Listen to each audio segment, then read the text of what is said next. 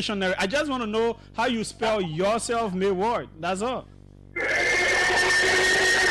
So clarify here is spelled G-L-A-I. Clarify. But We remove. but why you just changing the spelling of the word? When we come out and you change it, you can't on the other side you change it again. What I was saying, you just tell me what. No, but at least that it should have one spelling. How you spelling can just change? Have one spelling. It will have can one change spelling. every meaning. I come in, it will have one spelling. Whenever go through all of the procedure and be accepted, to be placed, to be placed in the hospital.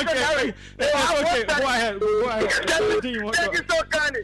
Thank you so kindly, and we are. Do that. Thank you so kindly. Thank you so kindly, and we are gratified to have you.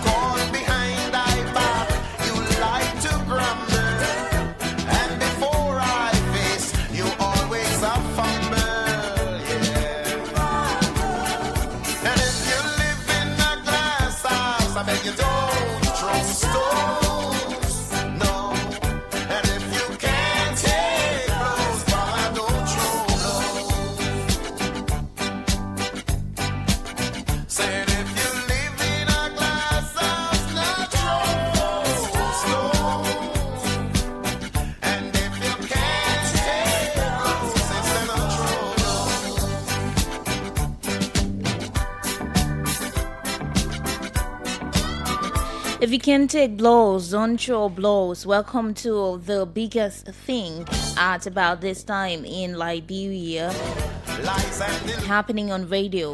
But you never know that. And also on your screens, right, on Facebook. No chance, no hope for those who can. 40 minutes past 3 o'clock, and you know it's on the OK Afternoon Conversation. We want to say welcome back.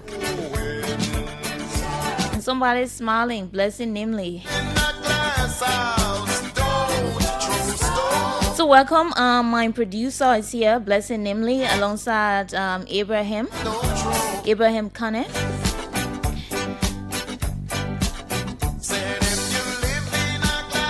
So what's happening around? We will go around the globe and take a look at what's happening around the world, maybe Africa.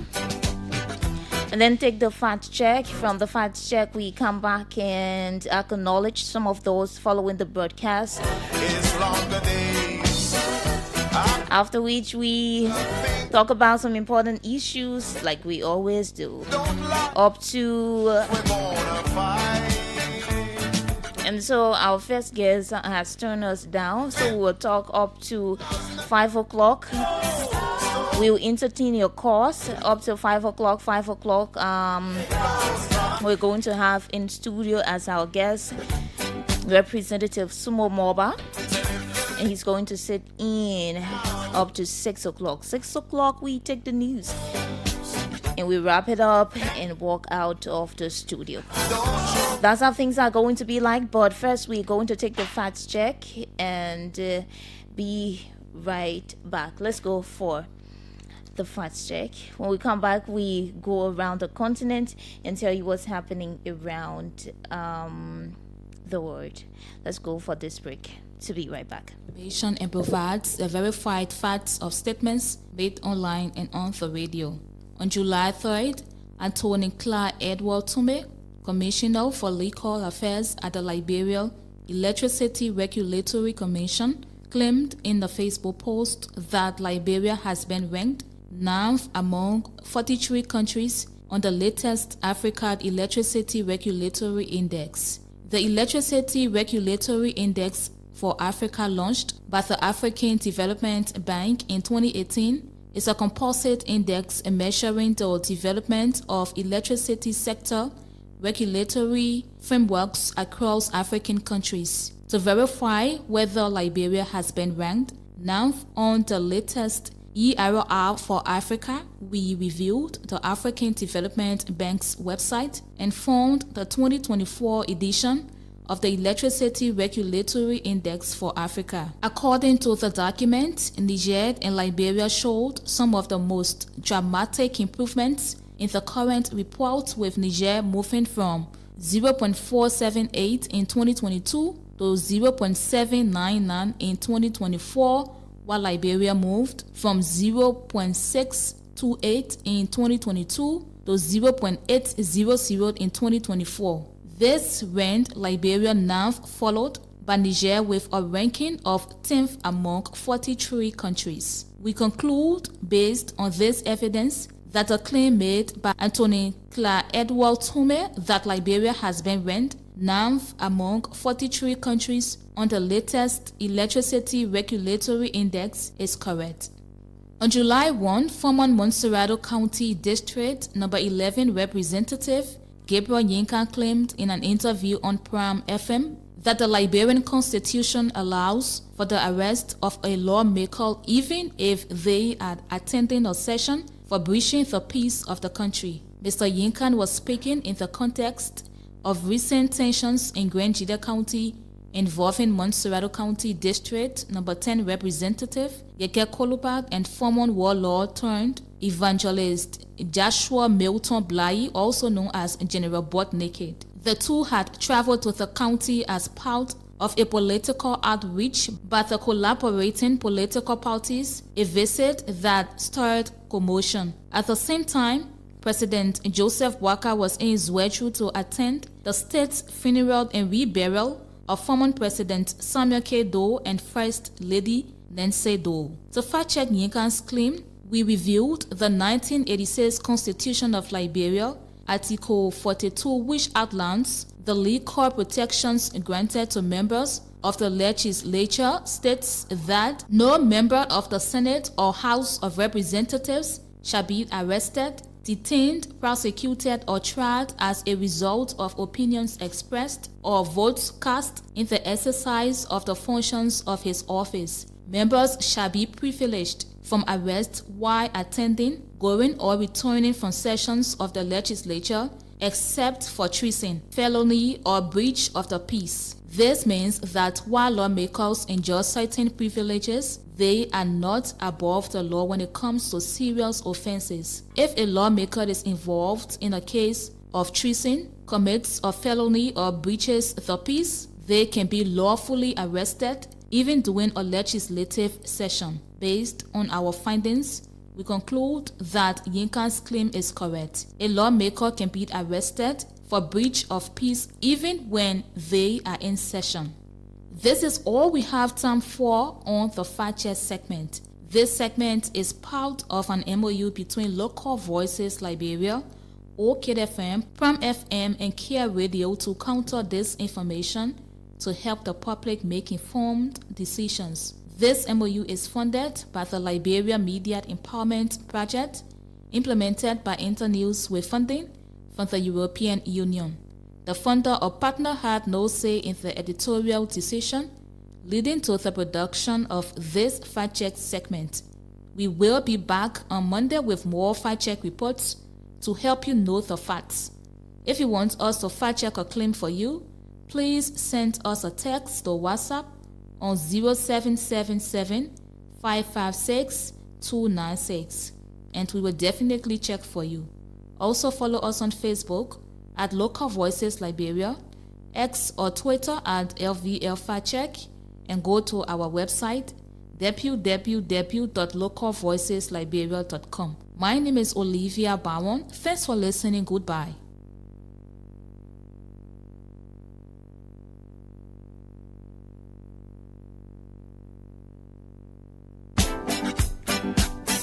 That if you live in a glass house, don't throw stones.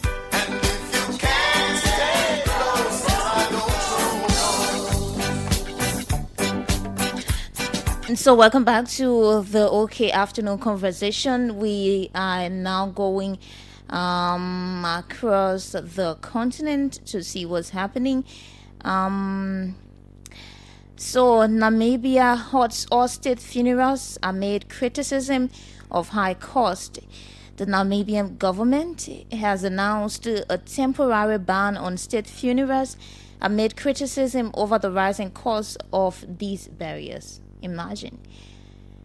Only President Netumbo Nandi Ndaitwah has the power to exempt funerals from the moratorium, the government said. Minister of Information and Communication Technology Emma Theophilos made the announcement following a cabinet meeting earlier this week. She said that the moratorium would last until April 2026, while a review committee looks into the criteria and processes associated with bestowing official funerals.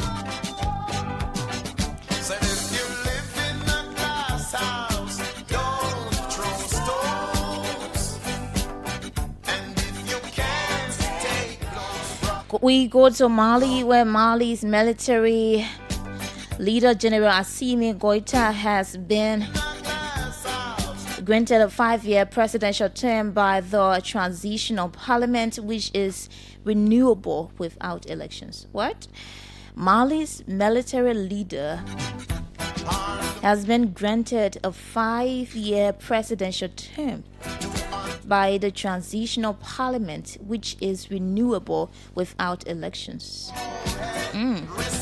The junta leader, who had seized power twice, had promised to return to democracy last year, but it never materialized. The bill granting his new mandate said it could be renewed as many times as necessary and until Mali was pacified.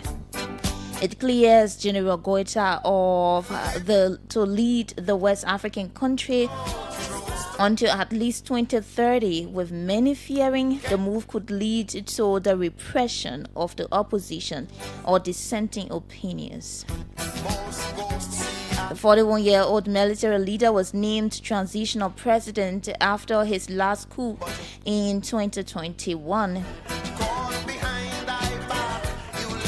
At the time, he promised to hold elections the following year, but has since reneged in a blow to efforts to restore multi-party rule.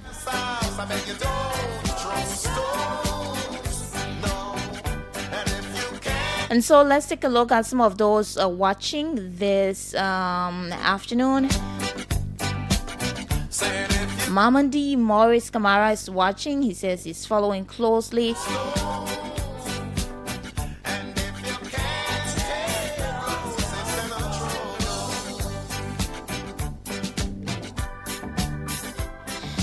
Also, Dixon is Bolo Yala is watching. He says he's following from Gardnersville, his Gardnersville residence. You never know that this is the conclusion. No chance. Bazon Jigbly is watching. He says he's following from Sincourt 24th Street. Anthony Wimpy is watching. He says he's following from Campley, Nimba County. And if you live in a glass house, Daniel Tente is watching. Thank you, Daniel. I saw your message. He says you're doing a great job at OKFM. Thank you for following always. you live in a glass house, not stone. And if you can't stay close, it's not I'm on this earth to give you praise, and all I ask. Amos Beto is watching. He says he's following from Beto Island And if you in Lower Johnsonville Township. Thomas every time Markel is watching from Snow Hill, Gardnersville. Jacob Koyi is watching. Richard Tawier is watching. Moses Momolu is watching from the USA. Jacob, okay, we've taken that. Taking aim, Anthony Wimpy, and we've taken a lot of these names. So shortly we're going to go for a commercial break. When we come back, we talk about some of the things happening around the country and give you a chance to participate, have your say, up to 5 o'clock this evening when our first guest will be here. So let's take this break and go for the commercials. To be right back. But if you live in a glass house, you just stones. And if you can't stay close, don't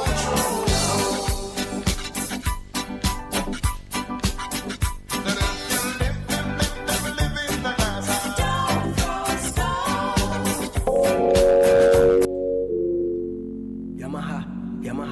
Yamaha, CFL Mobility.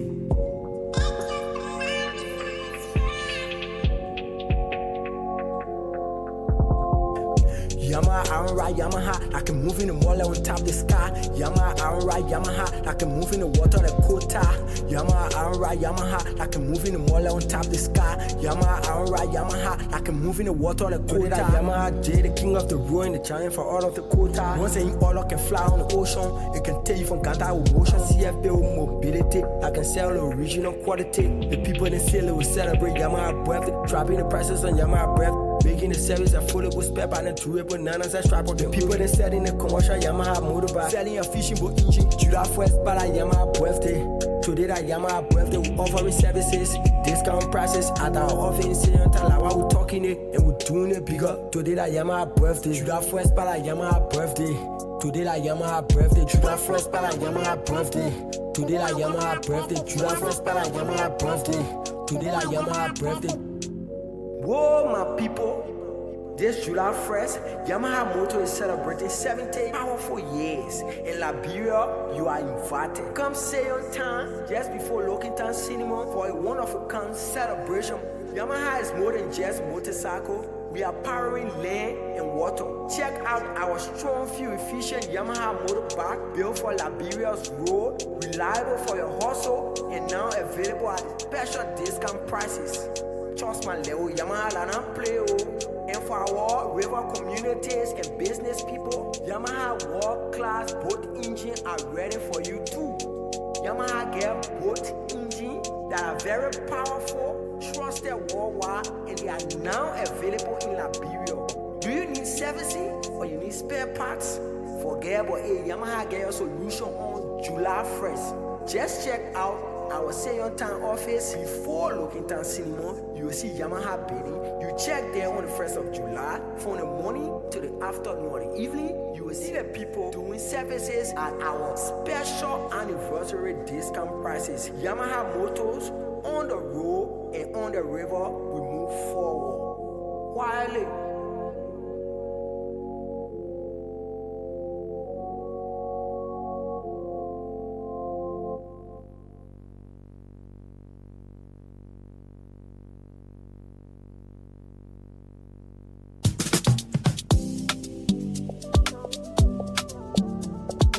Rushing. Why you rushing to so? You, Judy, don't give me hard time, man. I'm going to the bank to get my cash because the bank will soon close.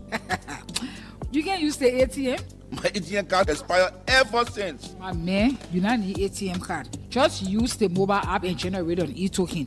All you have to do is to just log on the app, you click on Express Cash. Then you select ATM. From there now you select Generate e-token. Then you select the account you want the money to come from. From there you select the currency that you want. If they're Liberian dollars or US dollars. Then you put in the amount that you want, whether $10 or $20, you put it in and you generate your e-token. It's simple, like 8 numbers that will come to you. When you get that number, just go to any ATM there. All you have to do is to just select the See Express Cash on the ATM now. The place where you're supposed to put your ATM pin, that way you pull that 8 number. Then it will ask you for the amount. That money where you generated, that money will come with the ATM will pay you. So simple. Echo Banners for me again. Oh. I will always make use of the Express service big time. Echo Bank, the Pan-African Bank.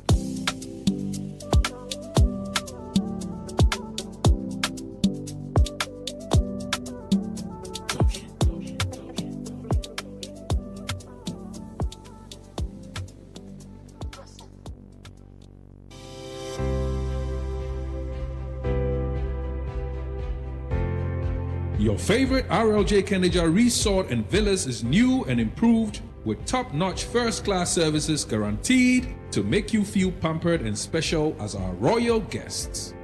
Ideally located on the RI Highway, a few minutes drive from the rehab junction, right in front of the Atlantic Ocean, you are assured of a peaceful, serene atmosphere of a home away from home. The ingredients for our Liberian meals are freshly picked from our garden to give you that unforgettable taste of Liberian cuisine. Our villas are designed and equipped to ensure every night spent with us is a memorable one. We are well positioned to host conferences and seminars of all sizes, as well as outdoor events like garden weddings and parties. Book your upcoming events and leave the rest for us to handle with 100% satisfaction guarantee. You can reach us on 0770-533-415 or email us at reservations@kendejaresort.com.lr. Visit our website on www.rljkendejaresort.com.lr. RLJ Kendeja Resort and Villas, for memories worth repeating.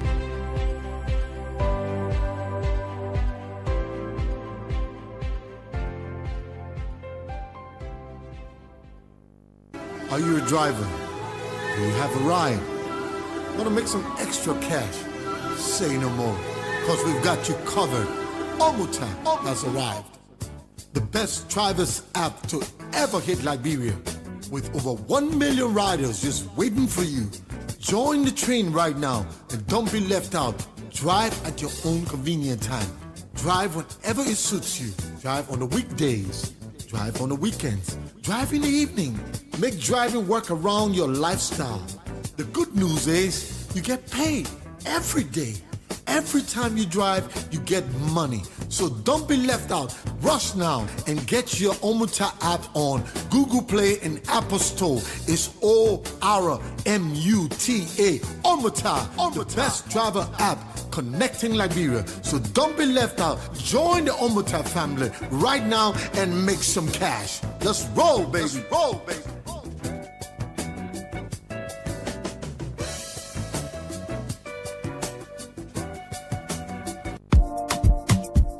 Attention, attention, attention to all lovers of the good things in life. A house is not a home, and a home is the one place where you should feel relaxed and accomplished. Your home should reflect who you are. So, it's time to make that upgrade with minimal damage to your pockets. And I have the perfect solution for you. Home Sweet Home, located on Benson Street, between Center and Buchanan Streets, got you covered. From the kitchen, we have air fryers, juice makers, pressure cookers, freezers of all sizes, and all the modern kitchenwares you can think about. From the bedroom, we have top-of-the-line, exquisite beddings to give you that great night's sleep because you have earned it. And soft, comfortable towels for your bathroom. And in the living room, we have high-definition TV sets of all sizes, unique aerial rugs, classy curtains in all the colors you desire, wall paintings of different sizes and colors, furniture, and everything you can think about for the home. All that at unbelievable prices. We even have low voltage, high quality washing machines and dryers to keep your clothes fresh and new at all times. As a bonus, we have fashion accessories for both the young and the old, designer quality bags, hats, and rare jewelries. So if you love yourself, your family, and your home, it's time to treat it right. Visit Home Sweet Home on Benson Street between Center and Buchanan Streets for that needed upgrade.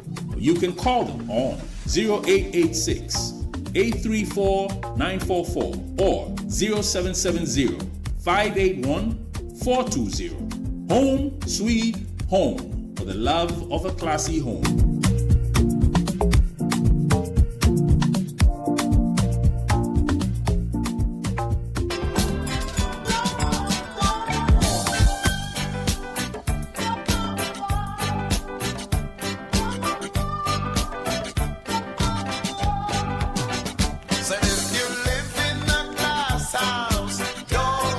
So we want to say welcome back after that commercial break.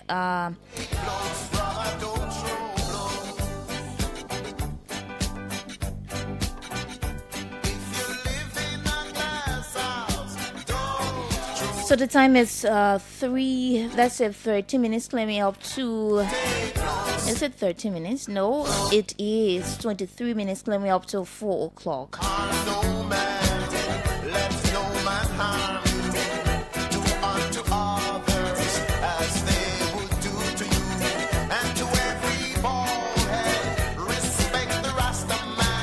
Okay, let's take this break and go to business. So, the President Joseph Boakai, was at John F. Kennedy Hospital this afternoon. At the same time, the Vice President was also in Gardnersville launching Liberia Food Processing Factory. And when I saw Liberia Food Processing Factory, I was thinking, what are some of the things they will be processing there? And somebody said mayonnaise and other things. So I heard mayonnaise. But that's a good news. Also, President Boakai was also at JFK breaking grounds for a radiotherapy center at the John F. Kennedy Hospital. I think this is a good news. A lot of good things happening, and it's good that we talk about it, especially when we've been talking about the challenges confronting Liberians, especially at GFK, the biggest referral hospital. Just yesterday, the spokesperson, Deputy Information Minister Daniel Sando, was here, and we were hitting him hard about the issues at JFK. We're hitting him hard about, confronting him about the challenges people face, Liberians all around the country face with this JFK. And he agreed that there are issues. He confirmed that there are challenges. But there are also efforts being made to address some of these challenges. This issue about cancer in Liberia is not a joke. When you go on Facebook, there's this page called Progressive Pro Liberia. You go there and see how Liberians are suffering with this. A lot of Liberians are suffering with this issue of cancer. So having a center in Liberia, a radiotherapy center in Liberia at JFK is a good news, is welcoming. And at the same time, the vice president is also launching the Liberia Food Processing Company. It's a good news too. And just yesterday, the president was launching 2 different initiatives, one vacation school and another one scholarship opportunities. These are some of the things we want to hear. How is this important? Firstly, having this center at JFK. Firstly, there are issues, and I want to be clear about it, because I don't want somebody calling and saying, oh, you're not acknowledging the problems. I'm acknowledging, like I said yesterday, that there are problems, and I don't want anybody to bombard me for that. But this is a good news. Why there are problems, but there are efforts being made to address this problem. So the president was breaking ground today, and most of the times Liberians will have to travel outside of the country with issues of breast cancer. We've seen a lot of these cases. Breast cancer is one of the latest things you see on Facebook these days. So now having a center like this I think it's a beacon of hope. Liberians would not have to travel outside of the country. They will save the money not traveling outside of the country and going to spend that money. This is how we should be thinking. These are some of the steps Liberia should be taking, because every now and then Liberians will have to go out of the country because of some things Liberia herself can handle. There are just a lot of things Liberia herself can handle if we really strive and work toward it. So is something that we should applaud as citizens, having this center at JFK where our people can run to when there are issues related to cancer.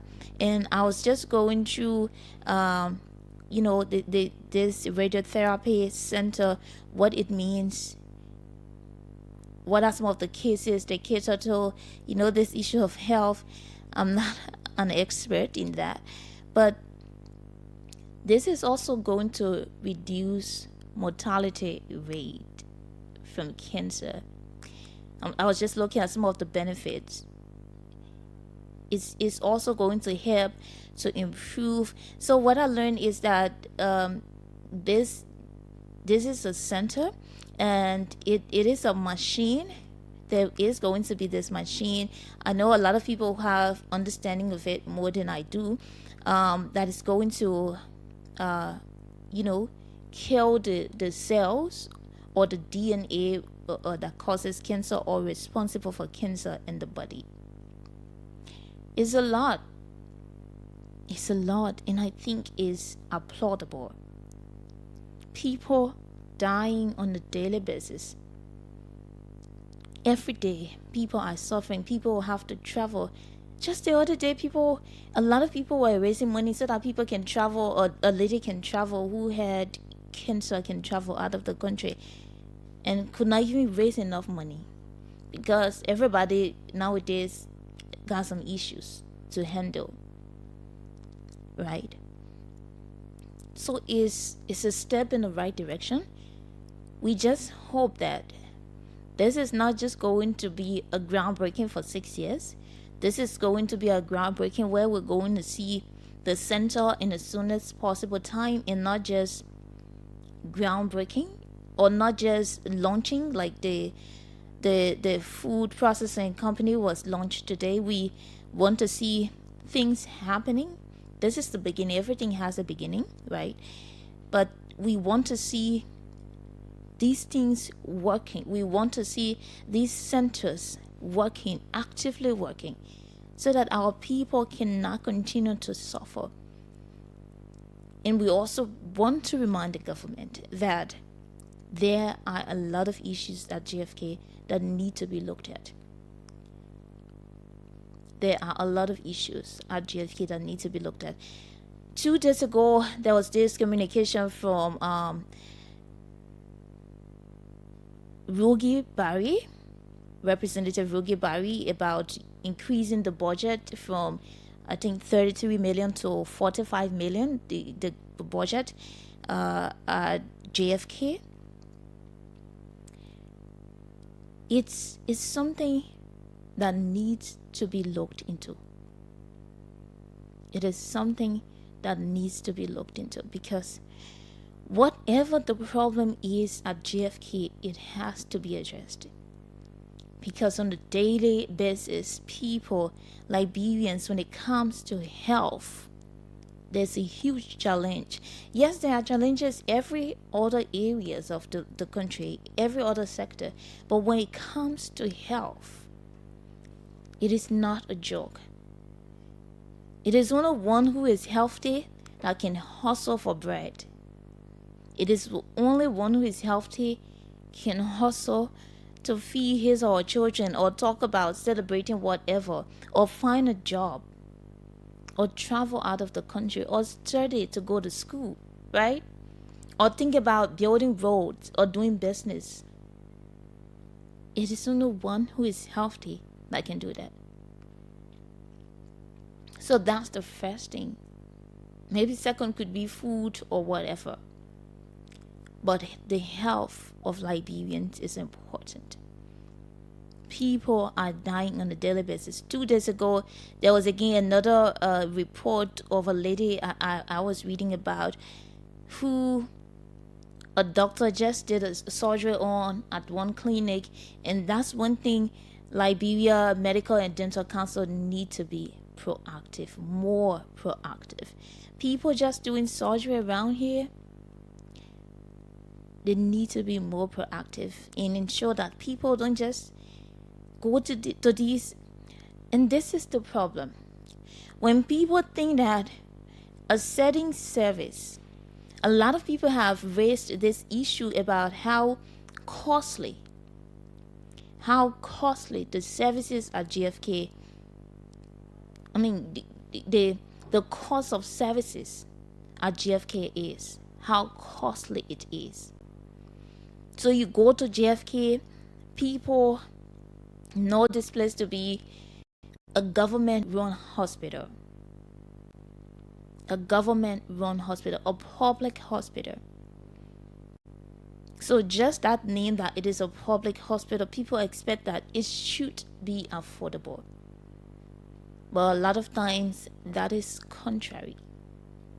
There was a lady who told me she went to JFK to give birth, and she went under C-section,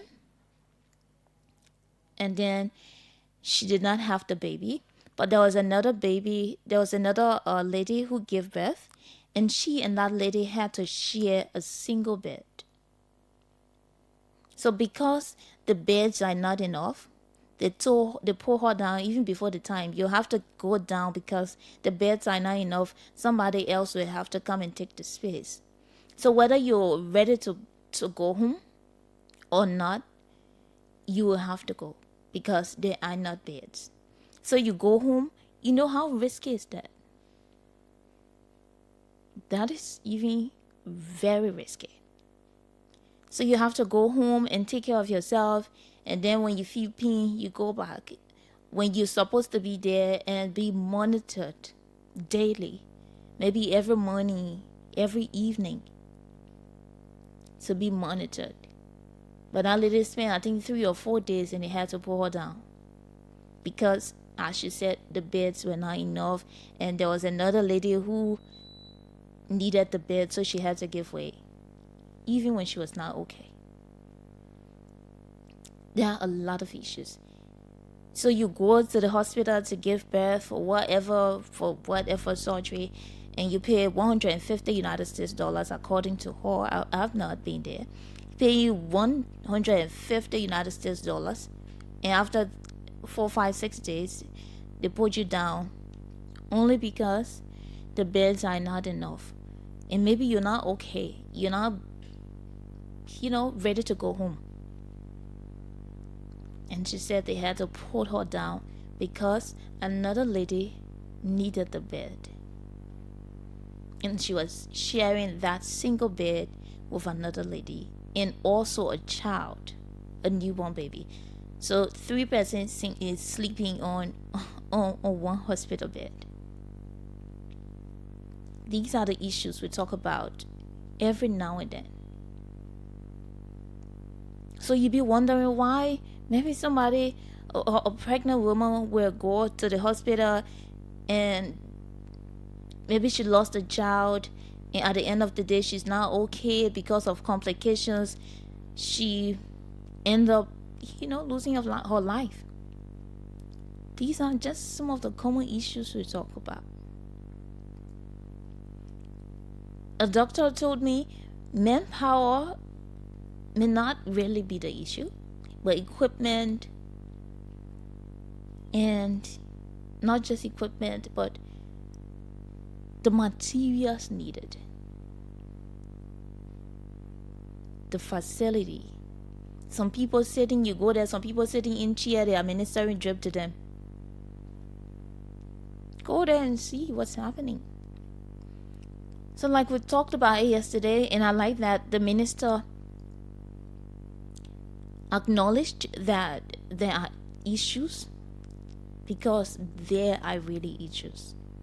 People would prefer to go to the government-run hospital if things there are okay, up to date. It will not be 100%. But if somebody will go to a JFK and cannot get the needed treatment necessary for good health, somebody would prefer just going to the next drugstore by or the next clinic right by them, and they pay less money. When you go into JFK and you pay almost similar money you can pay at private hospitals. You paying the same thing to JFK there. You're paying the same money, and most times you don't get the needed drugs. Yesterday, I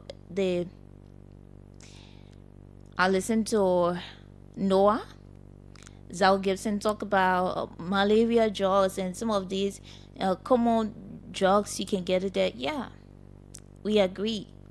It is possible. Like, I don't go there on a daily basis, but what we hear from the people,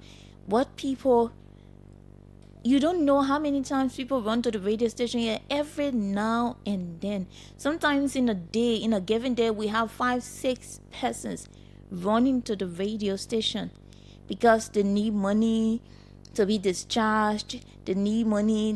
Their family members are at JFK and they can stay there. There's no bed. They put the person down. They don't even have the money to buy the treatment. Okay, they wrote down the names of the medicines that they're supposed to take. They have to go and buy it. Yes. So there are issues at JFK, a lot of issues. When you listen to people who have been there on many occasions, when they talk about it, sometimes you will shiver. You will shiver. So we want to applaud the government, right? This is a step in the right direction. But health issue is not something to joke with. And I think that it should be, somebody said, let's fast track the thing. It should be done. It should not be a 6-year thing and we all be looking up to it, up to the first term finish. And I trust that it's going to be speedy because we've seen a lot of good works done so far, and we are encouraging the government to do more, especially when it comes to health. It should be a priority. Education there, we agree.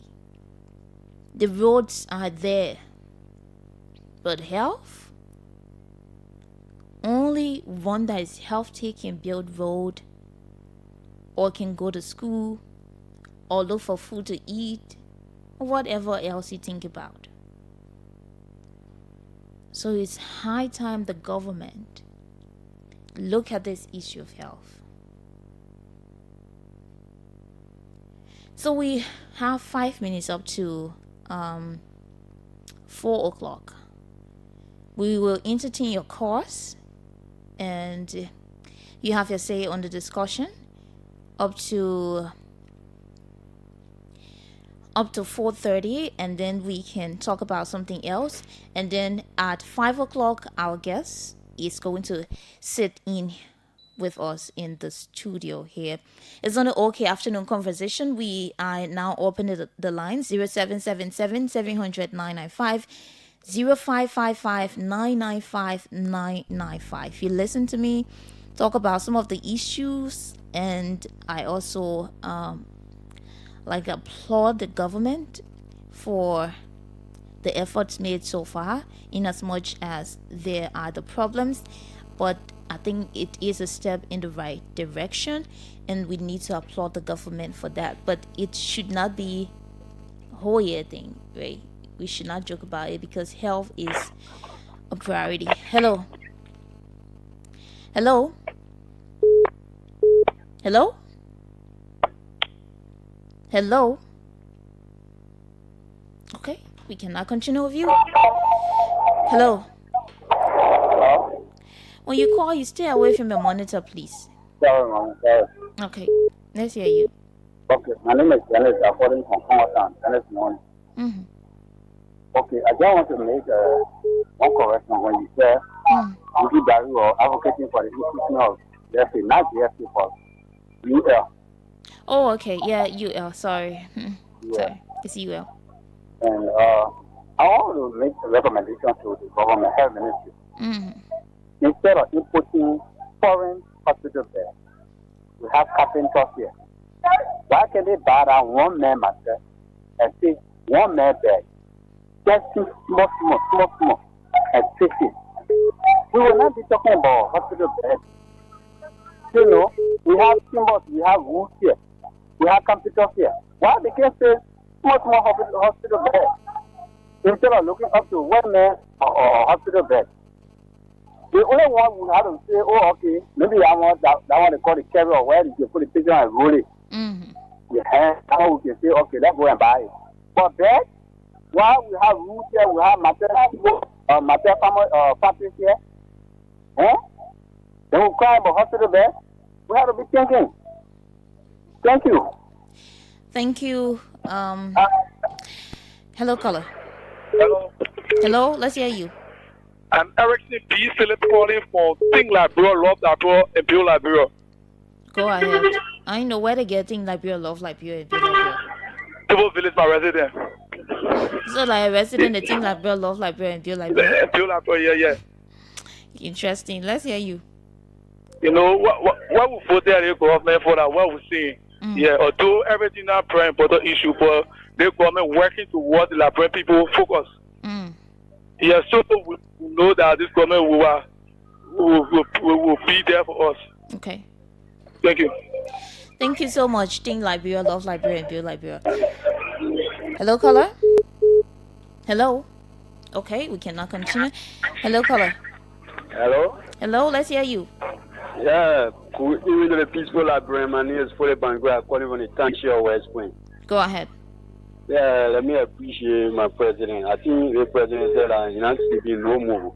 Now, all car parking. I think you yourself, you commending the president. So it's a welcoming news for Liberia.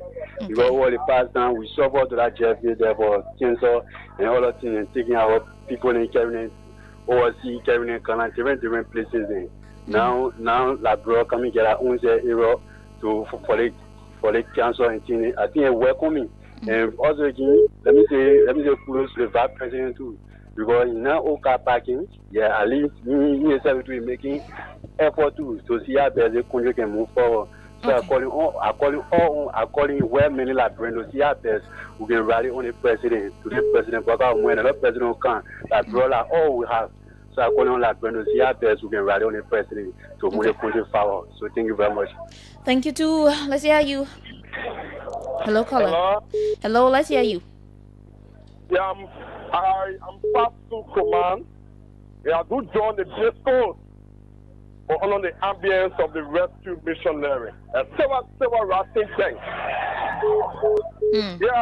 Yeah, listening to you. You are a very brilliant journalist coming on, mostly as a female. I think. I say thank you for braving the storm. Because not too many females are doing what you are doing to provide the information to the public. But to the issue, yeah, that has to do with. I think you talk about the health sector. Yeah. The dedication of the project and the JSK there. Yeah, the center, the radiotherapy center. Yeah, that's groundbreaking. That's for me. I consider as a major boost for our health sector. And it will help to mitigate or reduce the challenges that bring go to when it comes to seeking medication in a particular field. Yeah. You know, we are not there yet in the health sector. We are not arrived yet 100%. But I think effort are being applied by those are the echelons of the health sector to mitigate some of the issues, the health issues affecting Liberians. Those are the days that we need to hear if they were counting calling all lack of jobs to the health sector.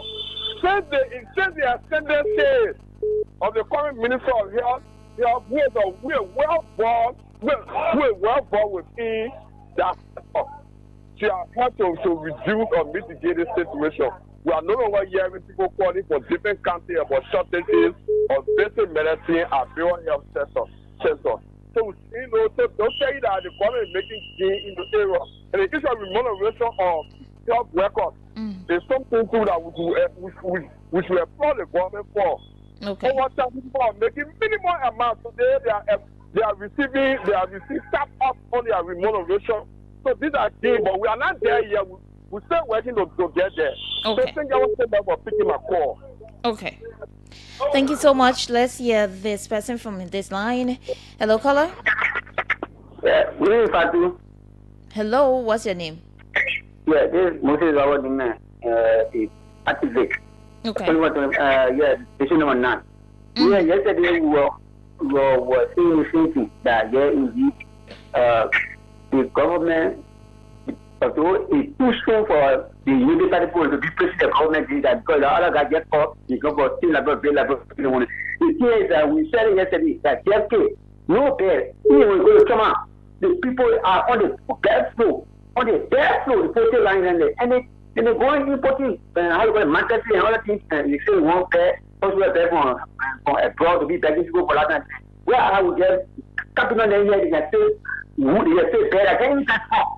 That was again last year, more laughing than the one people abroad and bring you say, give it to Roger and Smith. So that's what reason to be able to do this thing that like broken people will go forward. That is the reason that be a husband will not go to husband and so much in other places. And certain one that 50 hours, 80 hours, 90 hours, 100 hours. Taking a waste of time for our people, you will be dying for no reason. Thank you very much for the time following me.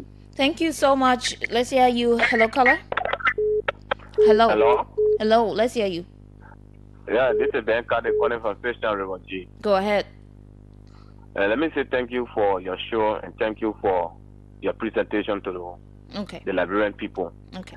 Let me say kudos to the government, but my recommendation to them, they need to take one of these counties in the southeast to see how better to decentralize one of the health centers for referring cases in the southeast, because people that in the southeast should be able to have a referring hospital for all of these counties to be able to refer their cases. Not everybody will be able to come to Monserrato.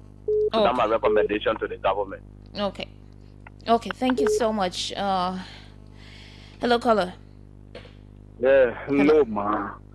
Hello. First time calling OKFM. Okay, Welcome. Yeah. I'm James Bala. I'm calling you from Satan community. Welcome. The caller make a very good point. That will also help to help our carpenter to get job to alleviate poverty. Okay. I was talking to you. I went Jeffrey 2 times in 2 years. Yes. If I say I Jeff on there, say 30 months. But sometimes the doctor will want to wind the bed for the patient head to go up. And you know that? Yes. Because sometimes, you know, they don't want the blood or the drugs to go in the patient's head also. You know, so what have you? Yeah. So if the carpenter can do that, it'll be fine. But and you have other beds for that. You have the other beds, the ones that they can accommodate those who need that. The others who need but then, the then others. You will need pillow. I come to something. You will need pillow. Okay. I come to something. Then the next thing is they talk about the mattress. The mattresses indeed that we made here are good, but the one that came from the abroad is plastic cover. So sometimes the patient messed, you know, the mattress on it, get wetty. Yeah. And we, you know, lie on it. So if we can go to the mattress factory and tell the people say we want plastic, and we don't want plastic that can break, because many of the days you buy the chair, you see the how you call it, man? Yeah, the plastic on the chair breaking. That issue is key. But I want you can lie down on the chair. It's okay. I'm victim of one of. I mean, from what I'm seeing. Okay. So at least, yeah. So that's all I want to say. Thank you for calling. Hello, caller. Hello. Hello. Hello. Yeah. Hello. You live. Yeah. Let's hear you now. Yeah, are you getting me? You live. Yeah. This is Street calling from Dancing Street. Yes, let's hear you. Yeah. Let me appreciate you first of all for everything you do. Let me just tell you, this country must not continue to play shit with ourselves and think that we do it to somebody. Liberia here, you just talk about JFK. Probably at JFK, as a young man, I almost lost my wife. Almost lost my wife at that very JFK. What we say here today is to improve our various sectors. And people should stop praising government and thinking that they are doing well for them, for themselves, or they are doing it to make some other people to feel bad. These things are important that we do extra to make our health sector great. And we should stop pretending around here.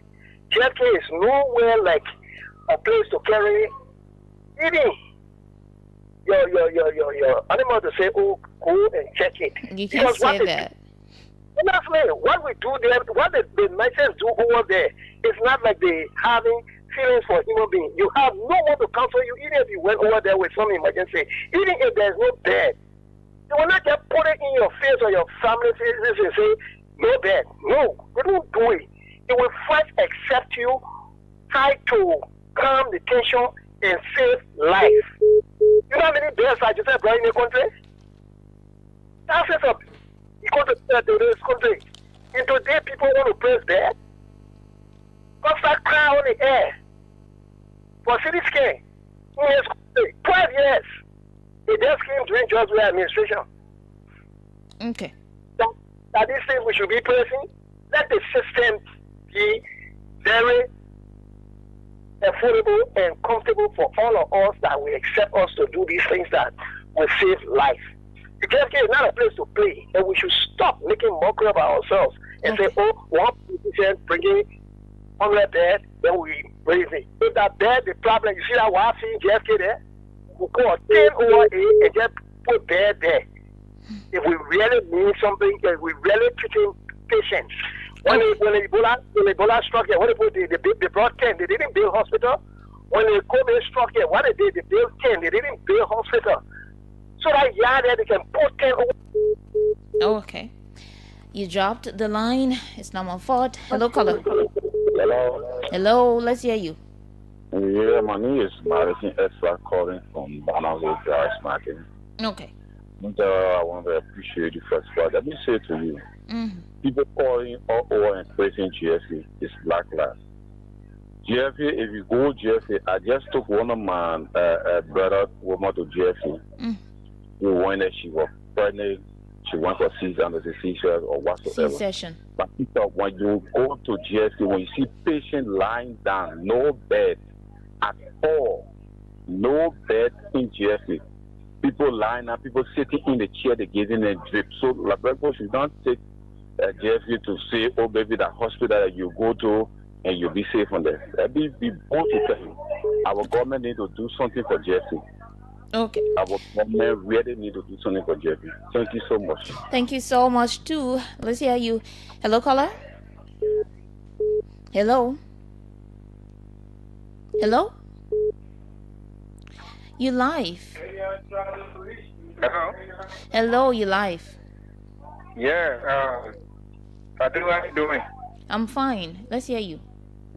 Yeah, my name is Michael. This call from Agbasi West. Okay, go ahead. Yeah, this thing happening in health issues in this country is stress. Look at, I want to help this. Can you shake up a little bit?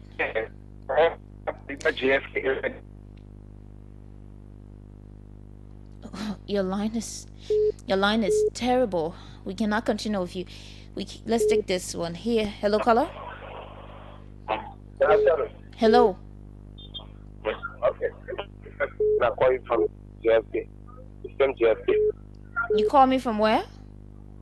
JFK. Okay, let's hear you. All right.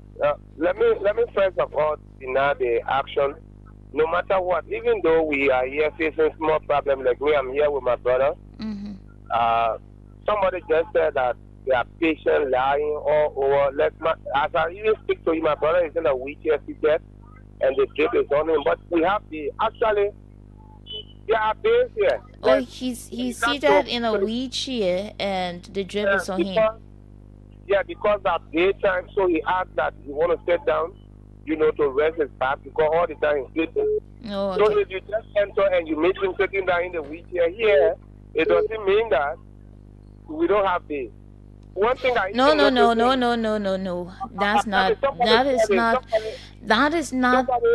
Listen to me. You will have to listen to me. Yeah, this is not something that one person has said before. You say, "Oh, somebody said it on the radio." This is something that I'm calling you right. This is something I am telling you too. I am telling you. I just did a story recently. I did a story when I was doing this story on the impact of motorcycle, the helmet regulation on motorcycle fatality in Liberia. And I went there and I did an interview with doctors there. And the doctors themselves told me that the beds there are insufficient. So you cannot say, okay, somebody is calling and somebody is saying, no, not true. I cannot take that because I myself have gone there. I've done my own investigation there about the issues. All right. What I'm driving at is that your caller just left the line. Who shared it? And even the doctors will always tell you that the beds are insufficient when it comes to JFK. Then why you want to say? Why you want to say? It's not true? Because the whole country is the only referral hospital. We can make case of making a new one. But then, I'm talking about now. Somebody said now. Somebody said now. That's what I'm talking but about. Are you in all of the rooms at the hospital there? In the third floor, as I even speak to one thing I noticed about it. But you say you in the third floor. No, we cannot do this. When you call, you say what you want to say, but you're not calling to debunk or rebut what people say here. Hello, caller. Yeah, good afternoon. Yes, Good afternoon, the peace loving people of Liberia. Your line is bad. Hello. Yeah, this is Colatis Aquila Essence. I am joining you. If you have any radio on, you have to stay away from it. Hello, you getting me now? Yeah, go ahead. Okay, thank you. Yeah, my name is Colatis Aquila Essence. I am joining you from Chikizu Factory Community. Okay, go ahead. Let me say thank you for your talking point this afternoon. More especially, My dear Mr. Fatu, it is true. Like that JFK. Recently, I experienced similar case that they when it comes to, how do you call it, what is health center? Puebla Health Center. One of my sister, she went to go give delivery. You just imagine. The nurses are done at the nurses. Not just forget about GSK. We have just observed some of the mini clinic, community clinic. Even the community clinic, they are actually bringing serious problem to the citizen. The driver's fee there, the charge was something like around 7,000 we pay that day. You just imagine. If I don't know whether 7,000 is a fixed amount for a delivery in Labrador, but if it's a fixed amount for a delivery in Labrador, I think as a young activist of this country, I think the money is too much. You said how much? You said how much? 7,000 Labrador dollars. Okay. Yeah, I think the money is too much. So if the government want to help the people, I think some of the issues they have to tackle, then they have to observe it. To be real, 7,000 you all give is a huge amount of money. More especially for me or other people they can afford, right? There are other people who can afford that money. But I believe there are other people who some money that people that are customers and other things they are not working. Some of those old man who selling. So that 7,000. Enjoy imagine you go even you pay the money to even treat the person. They will not do it. Actually, the government, the government very actually they need to observe the health sector. There are many people who are actually dying. JFK and other health centers around. They really need to help the citizens. Thank you. This is Aquila Esmond. I am joining from Chiquis Fatu community. Okay, thank you too. Let's hear you.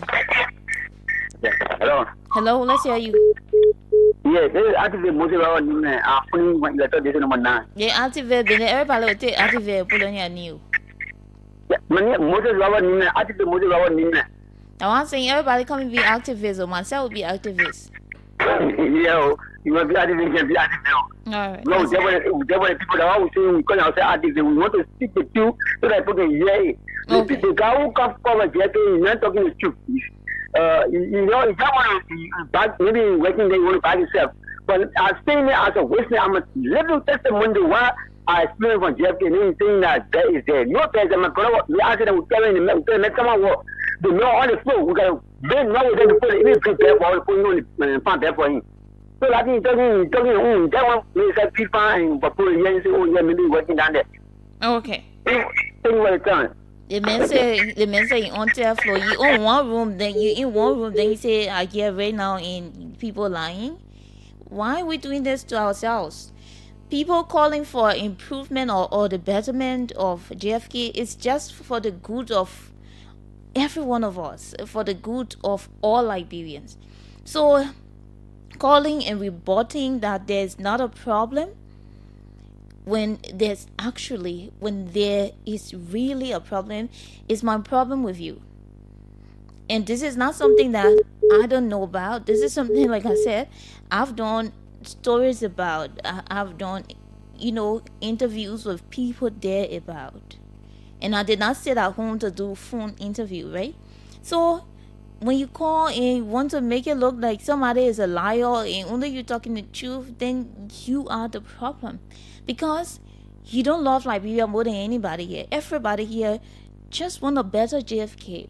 Just want a JFK, an up-to-date JFK where you can go to as a public institution, where people who cannot afford to go to the private clinics or hospitals can run to, people who cannot afford to travel out of the country for medical attention, can just run to JFK and have access to the services they need.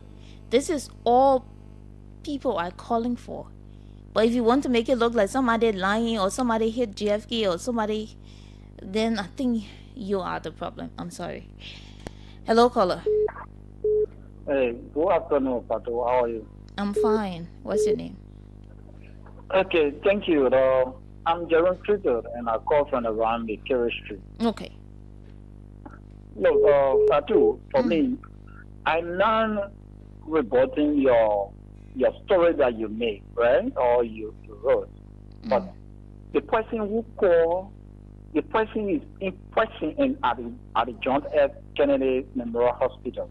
But I was in person. No. Patient. I was in person. And I went there and I saw it and I did an interview with the people who worked there. So I did not do the interview on phone. He is in person and he is just in one room and talking down there. I am not either saying you made a telephone call. I'm saying the guy is present and he carries his patient. So he's giving you a first-hand information with what he experienced. Somebody will not carry their brother. But my problem is with him rebutting or saying that the last person who called is lying, that patients are. He is just in one room down there. He is not. JFK is one big hospital. So calling and saying the other person who said their patient was there and they had to, however you called it, to give the person a bed. You don't say the person is wrong because you are not there with the person.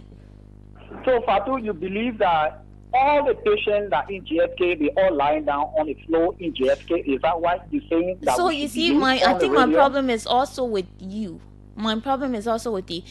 You listened to me from the beginning. I said there are issues in as much as the government is working. And I started, this is what I said from the beginning. I don't want people to misquote me. I'm not saying there are not beds. I'm saying the doctors there talked about how the beds are not sufficient or are not enough to cater. And I read the comments from somebody talking about JFK is overwhelmed because a lot of people are running there on a daily basis.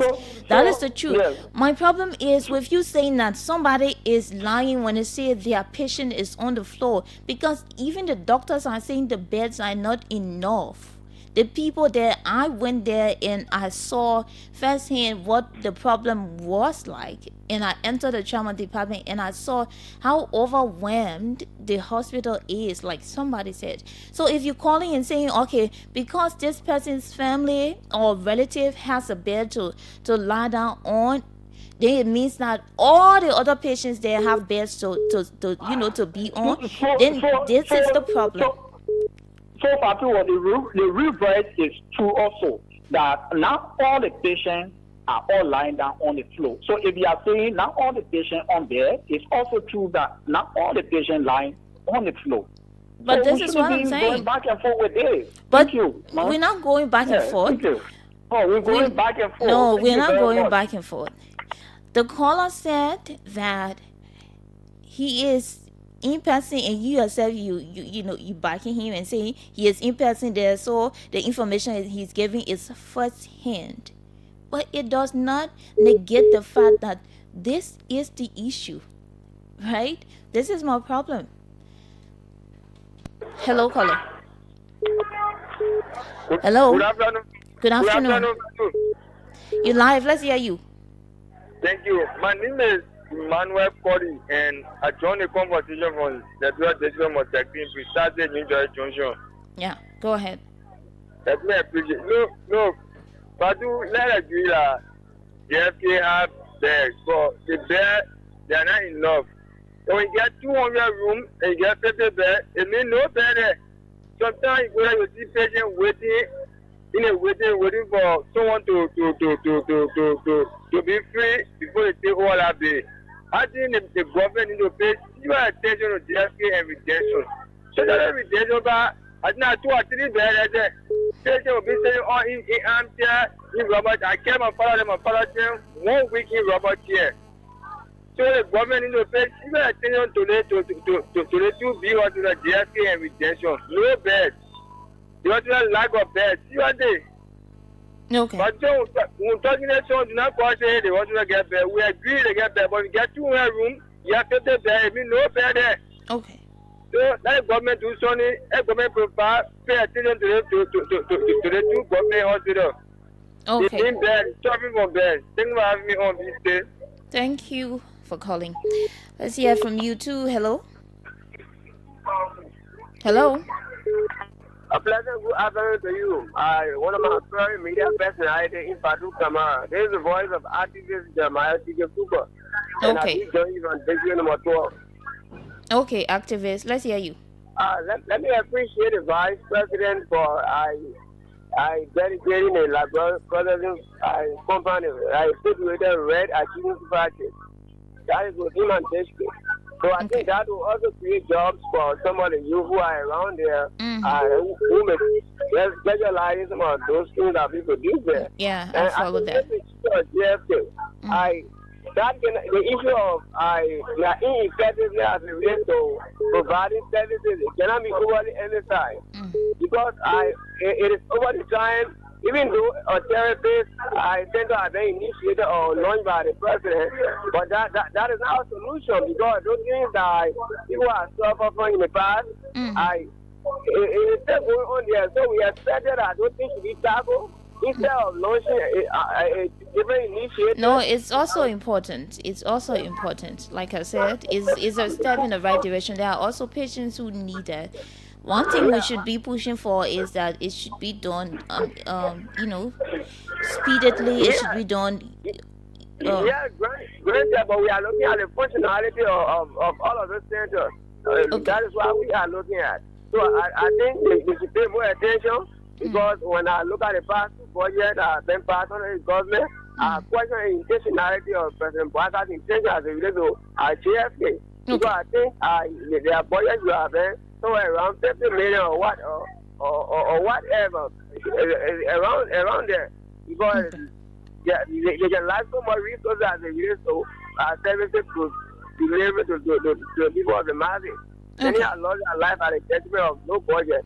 So they should look in that and the communication from appreciate the honorable. I'm sorry, I want to make it clear. It was good that somebody made the correction. It was actually for the University of Liberia and not GFK. She was pushing for increment in the budget of the University of Liberia. Yeah, definitely. And let me just use a media to call my lawmaker also help to propagate that information at Parliament. Let him vote into that communication. So the budget can be increased as a result to institutions because they are there to the masses of Liberia. Just so kindly for the time. My first media practitioner. Thank you. Okay, well, thank you too. We have this caller here. Hello, caller. Hello, Fatu. You're live. What's your name? Thank you. This is the former treasury God. So Hello, listen to me now. There was a colleague of mine who used to say one name common name. So they get common name, they get proper name. I know proper now, right? Common now and proper now. This is Gabriel one more former treasury God. Okay. Mm-hmm. All right. But you get patient. That's anything you don't waste your time on. And more especially when you wait to check the compound and deal with that young man personally and carry the fact. No, you see, the policy is killing the country. We have to be real to ourselves. No, the thing that we are saying, you're not saying it because of yourself, you're saying it for the betterment of the country, so that everybody can benefit the benefit from government. There's somebody is coming, want to declare that because I know you are linked with someone or what, they come supporting it. There's a reason why you see I'm calling them moving forward. You see? No, the country, as long as it's wrong, when a leader doing wrong, let alone in the other leader and what it is wrong. Because what it's doing is to better our country, is to make our country good for overall. And that's what is the video. Why you see the minister there taking a children out of here because they want good health facility. Okay? No, for God's sake, my friend, brother, just job for Chelsea or somebody last one, but no bad to that error. You know the way I said there, someone who live around the Chelsea, perimeter, we live there. We all go there. There's a reality, not a politics. If you go there, and that's who know, who understand the issue and tell you, that we have this is the issue. Yeah, that's why we can't tell you, say, you lie, because you win that. No, if you go there today, they will be there. But we look at the holistic aspect. I think people are going to deny.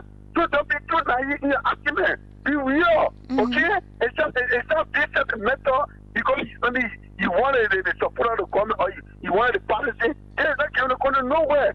There's how many country go to a regional hospital, go to all of the government facilities. But you see, it would be better. But you see the lawmaker will not get somewhere. You see the minister will not get somewhere. So many things happening. The problem is Fatu. We don't get defending. The people are not defendable, but we defend. At end of the day, we go there, when it pops on, we say, oh, yeah, it will not go. It's wrong. Okay? It is a president who will go over there and power back medication. You go tell Baba, there's a need that she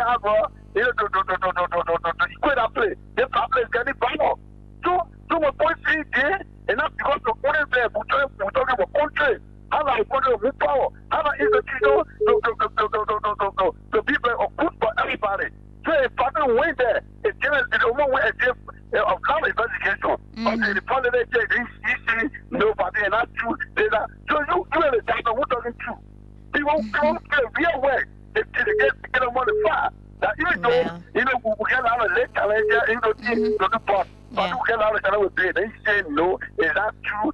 Yeah, and you tell me in one room, one single room. You know how many rooms just to comply for? You know how many rooms? You got the emergency center, you got the you got that. They can't run it out here. What can we do for ourselves? But what can we do to ourselves? We are the common people. We are not just following the survive. You know what people to get black? Then also talking. Then you say, you know what, Mr. President, yeah, and take good decision. Then you want to defend, cannot defend. So, but it's too, no. Somebody we put the appointment current. So, go on the call the show, and then they don't make it say, they make what they love. No, we all have to make our points. We all have to make our points, right? This is why the phone lines, the phone lines opened. I opened for everybody to have their say. You can call and have your say. We just have to be sincere. We just have to be real with ourselves when we say some of these things. Sometimes it's not really about the politics of it. In the other day, somebody called and said, Fatu, your bias, your analysis is this. But the same person the other time called and talked about, oh Fatu, I like the way you saying what you're saying. I like your analysis. Your analysis is in tight, and they say all the best things. But once it's not in their interest, they go against what you say. We will continue to talk about the issues. We will continue to talk about it. And like I always tell people, the way you think you're looking at it, maybe you're looking at it from an opposition angle, or you're looking at it from a ruling party angle. I'm not looking at it from whatever angle you're looking at it. I'm looking at it from a journalistic angle, right? I'm looking at it from an angle where we can discuss the issue, the real issue, what the facts are, so that there can be efforts made. In as much as there will always be some issues, right? Everything cannot be solved one time. It takes time, it takes process, it takes a lot to solve it. But this is what we want. We are pushing for the right things to be done. We are pushing for better health care for Liberians, for people who cannot afford to go out of the country. This is what I'm saying, and I'm going to say it over and over and again. Most times when I want to talk about something, if I don't know about it, I'll tell you I don't know about it. If I've not seen it, I'll tell you I'm not seeing it. But what I've seen, you'll not call me and say, no, this is what you're saying is not the truth. No, I can't allow you to say that. I can't allow you to say it. So we all have the rights to call on the radio, right? When you call, I'm not going to cut anybody off for saying or making their opinion. This is a public radio. We all have the rights. We are all Liberians. Liberia is for all of us. And like, the people from the ruling party can say think Liberia, love Liberia, and build Liberia. The other men say that like whom they call think Liberia, love Liberia, and build Liberia. This is the first step. You have to think Liberia. If you're thinking Liberia, you should be thinking that JFK should be better. Loving Liberia, you should be thinking that JFK should be better. And then JFK should be built. That is built Liberia. Right? So, there are efforts being made. Like I said from the beginning, I started with today's groundbreaking ceremony. And I applauded the government. This is a step in the right direction. This is what I said from the beginning, right? Except if you did not listen at the beginning of the show, or you did not follow, you joined later. This was the genesis of my conversation.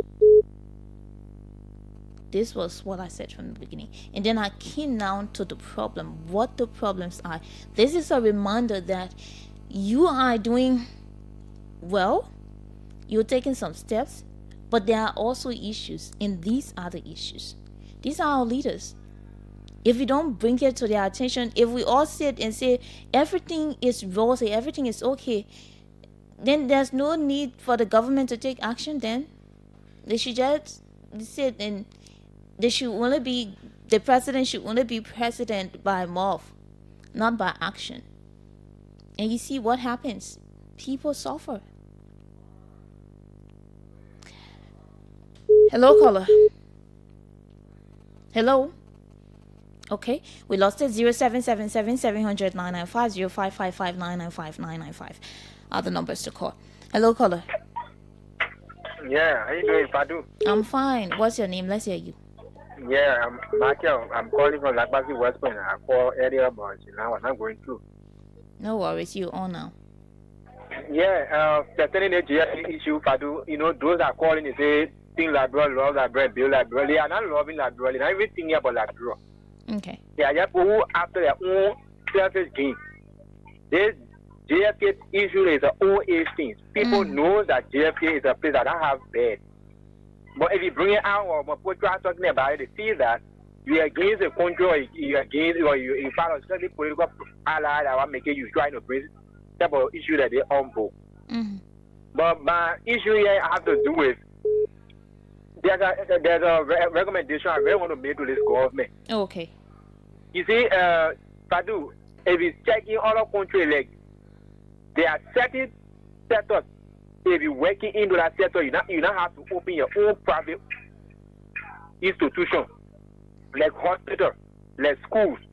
If you are a principal for a school or director for a hospital, you don't have to get your own clinic or whatever public place. Because whenever you get these things, you will always take the public reform and take it to your own place to go and make more money.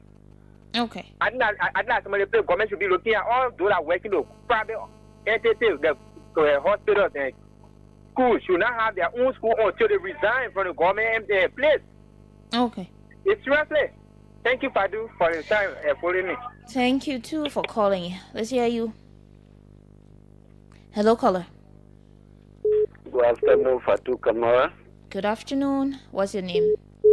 Lahidi Soni, and I speak to you from the headquarters of Renaissance Intellectual Center in District 14, Masurado County. You're welcome. Thank you so much. With regard to this GFK and the groundbreaking by His Excellency President Joseph Yuma Boakai for the construction, of some of those facilities that will help our people not to really leave this country is in place. But what is important is that before you carry out some of those things, there are problems or existing problems at the hospital. The first and foremost thing to do is to tackle the problem. Like last year, around July 23 up to 6, my son was ill and I took him down there. Will you ever believe that the CT scan machine, up to the time my son was hospitalized, like I told you, July 23 to August 6 when they were discharged, I was at that hospital. But the CT scan machine or that department, that machine was not functional. And all of the tests that prescribed to be done, those tests were done on 15th Street to where they have the clinical lab. There's a private clinic there, I think, owned by some Lebanese guys on 15th Street. There where I did bulk of the tests for my son. For each time I went to that particular area to do tests for my son, I was told that the machine was down. So sometimes it is important to actually tackle some of those problems before you think about doing other things. Yes, like I think one of the Nigerian musicians said, we should think about the small things first before we go to the big things. So it's good that we think about small things, then we start to think about big things. If you don't solve those particular little problems at JFK and you just go on breaking ground for the construction of this, construction of that, and you have existing problem, for me, I don't think I should be commending you, honestly speaking. Thank you very much. Thank you too. 0777-700-995, 0555-995-995 are the numbers to call. Let's hear you. Hello. Hello. I'm fine, thank God. Change your way from 2 Street. Fatu, you open the lamp all when small person you will be talking all of the person you until Fatu the radio station and the thing the way you doing. Everybody will not agree with you.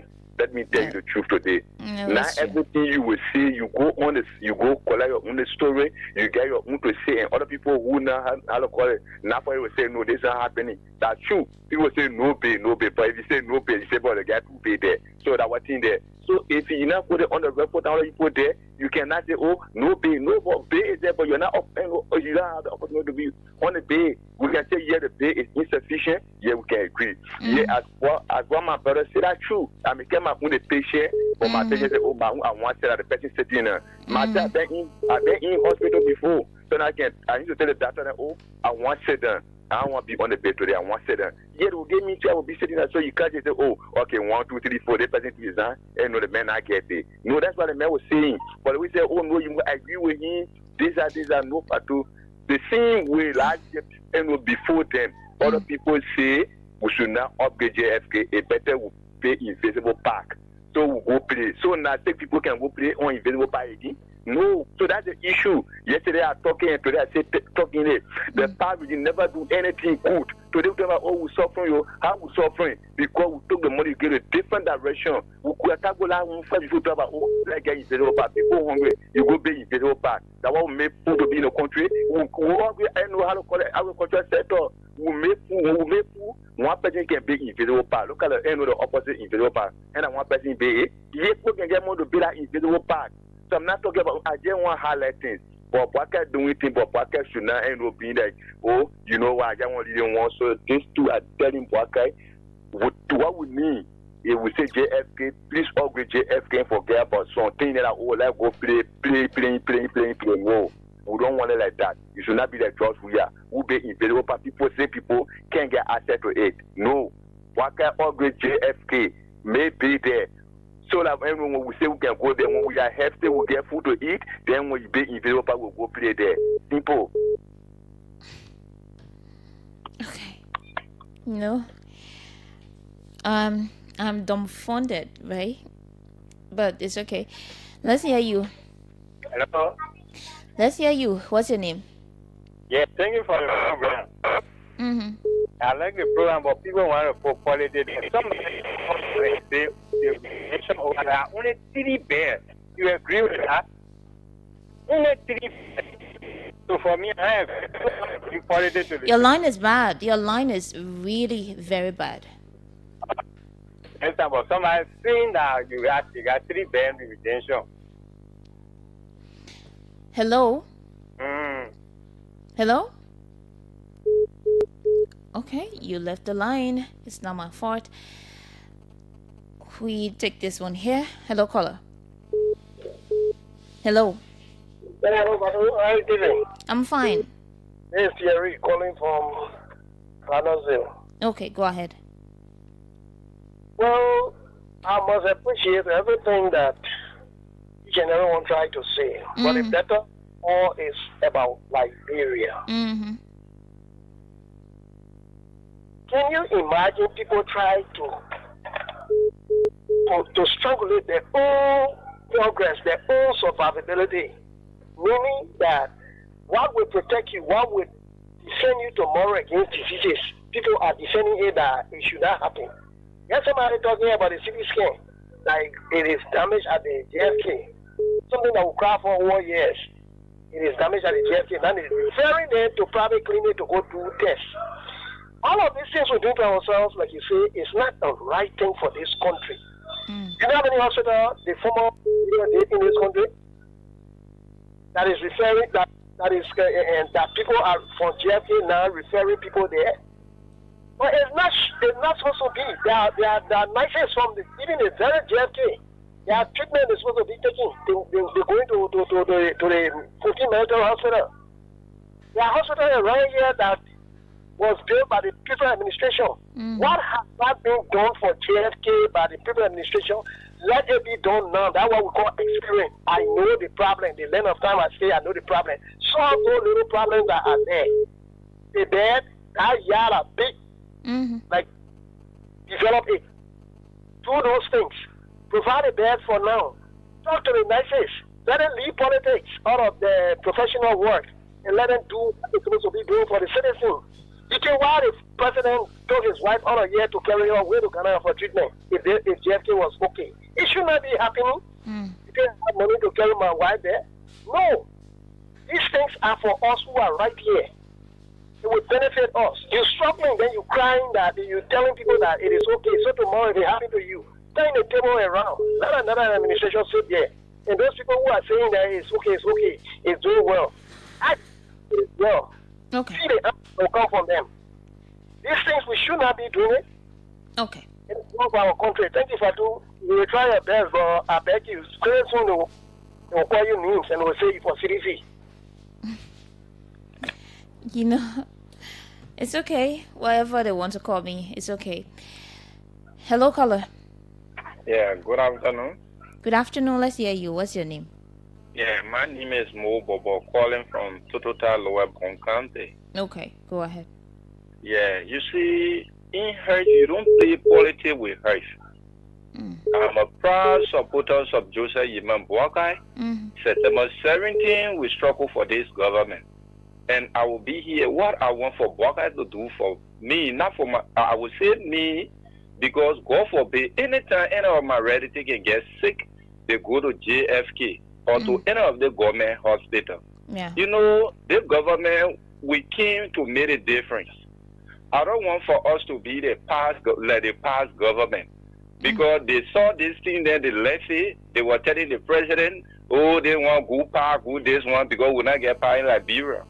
But I speaking to Joseph Yiman Boakai, speaking to my president that I elected, Mr. Boakai, you have to do something with the bad business that they're talking about. We complete time to time, year to year in Liberia here. And also speaking to my two senators of Bon County, Prince Kamum Way and Johnny Way. With all my representatives in Bon County here, you people need to speak to the president that you see into it that JFK can get surplus there. Not even we must say they want government run hospital for God's sake. We should be talking about 5,000 plus bed. We should be talking about 100 and something. We should be talking about 1,000 plus. I'm speaking to my representative and my senators there. Please, you talk with the president, you sit with the president, you talk with him, you say, Papa, we need bed for the hospital, then government run hospital. That's why we should be thinking, or we might not be that the other people that they see the thing, they want to give blind eye to it. No, don't go that way. Okay. Yeah, thank you. Thank you so much. Let's hear this caller right here. Hello, caller. Hello. Good afternoon, Fatu. Good afternoon. Let's hear you. Yeah, thank you, Fatu. I'm G. Rice Mosdale Jr. And I usually follow the show for Central Monrovia. Fatu, let me say a very big thank you to you for flagging such a great issue. Okay. Fatu, that's the difference between we, the only partisan, and other people, right? For some of us, that support this president, we don't want the president to fail. So in that we don't want the president to fail. We will not see black and call it white. It is actually true that JFK is challenged. So I think Fatu, we need to come together so we can unite and move this country forward. So for instance, the Western money they're coming to use to renovate that capital being our brand. That money could go to JFK and do something better there. Okay. That's what they want to see. Fatu want to see young people when the justice ministry of the police or people for investigation, young people behind that kind of people, it actually burns my heart, Fatu. That money will come and spend right now to renovate I don't know 1.8 million or something they're going to use to renovate a particular place. It could do something better for JFK.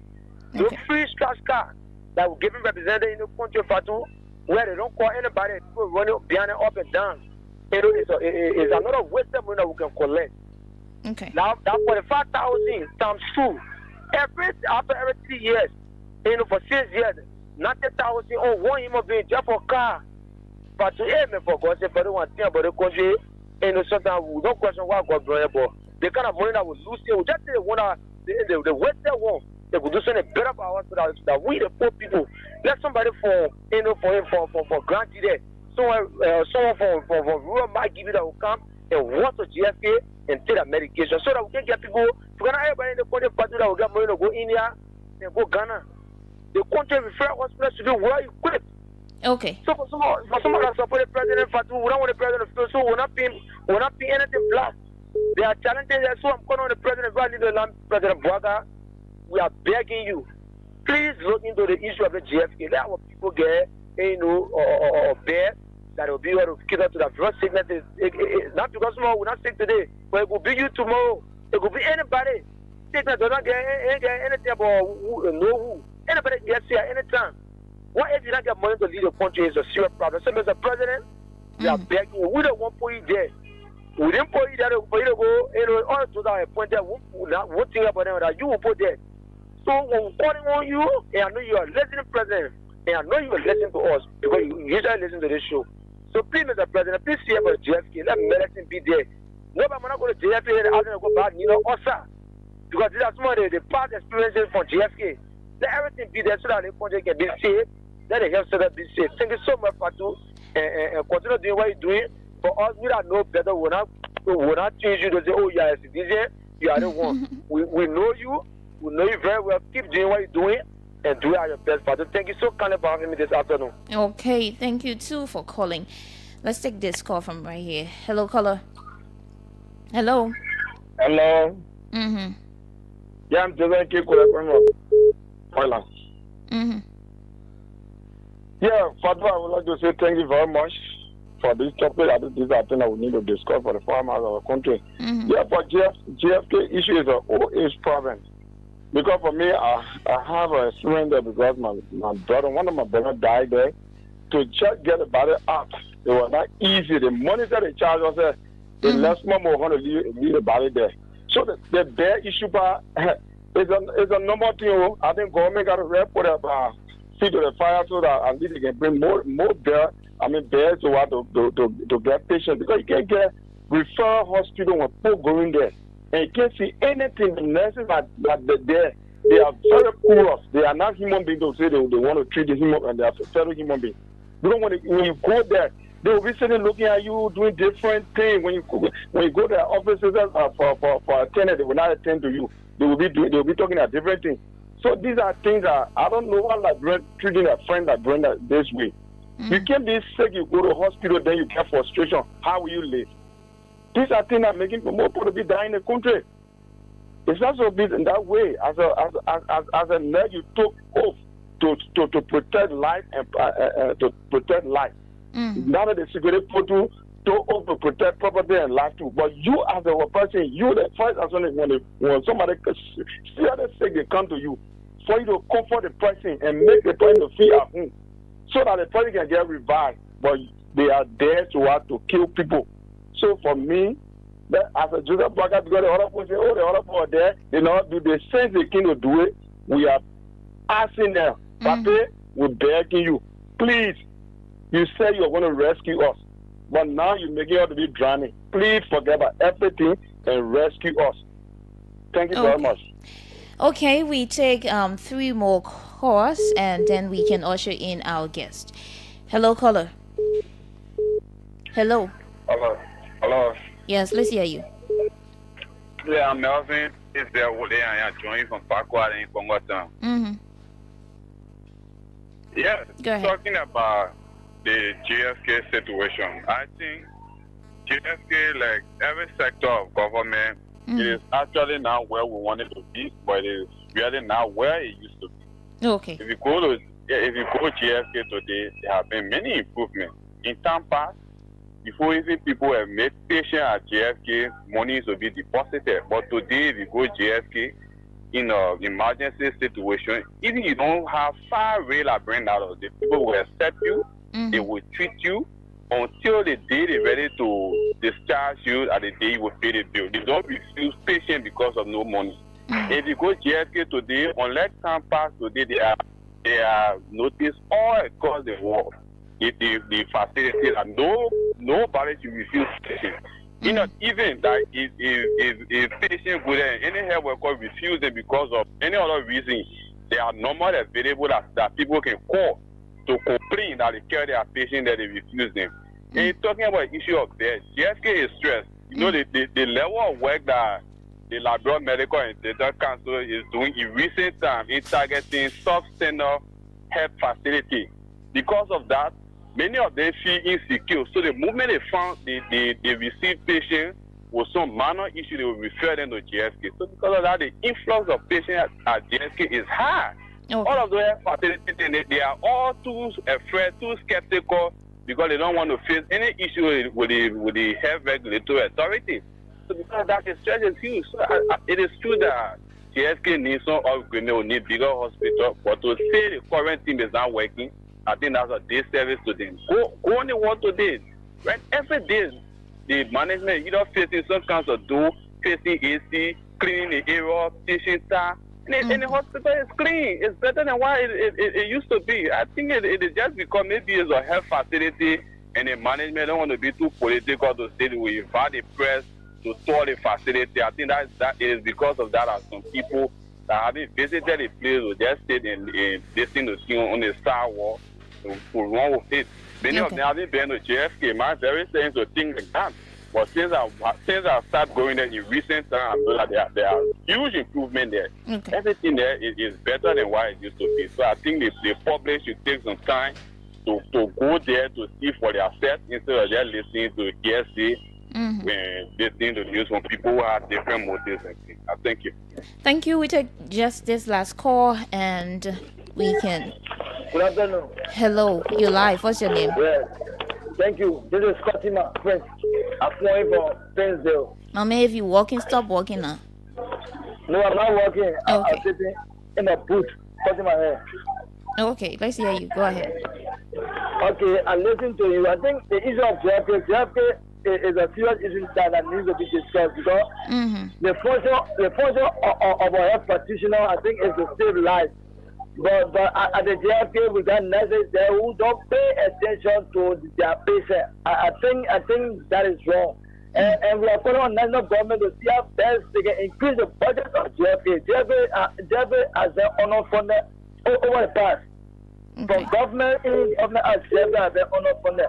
I think it is about time that we are calling on the resident government to see how best they can empower JFK, making sure that they increase JFK budget so that JFK can get. Okay, we lost it. We're not taking any more calls. Our guest is already in the studio.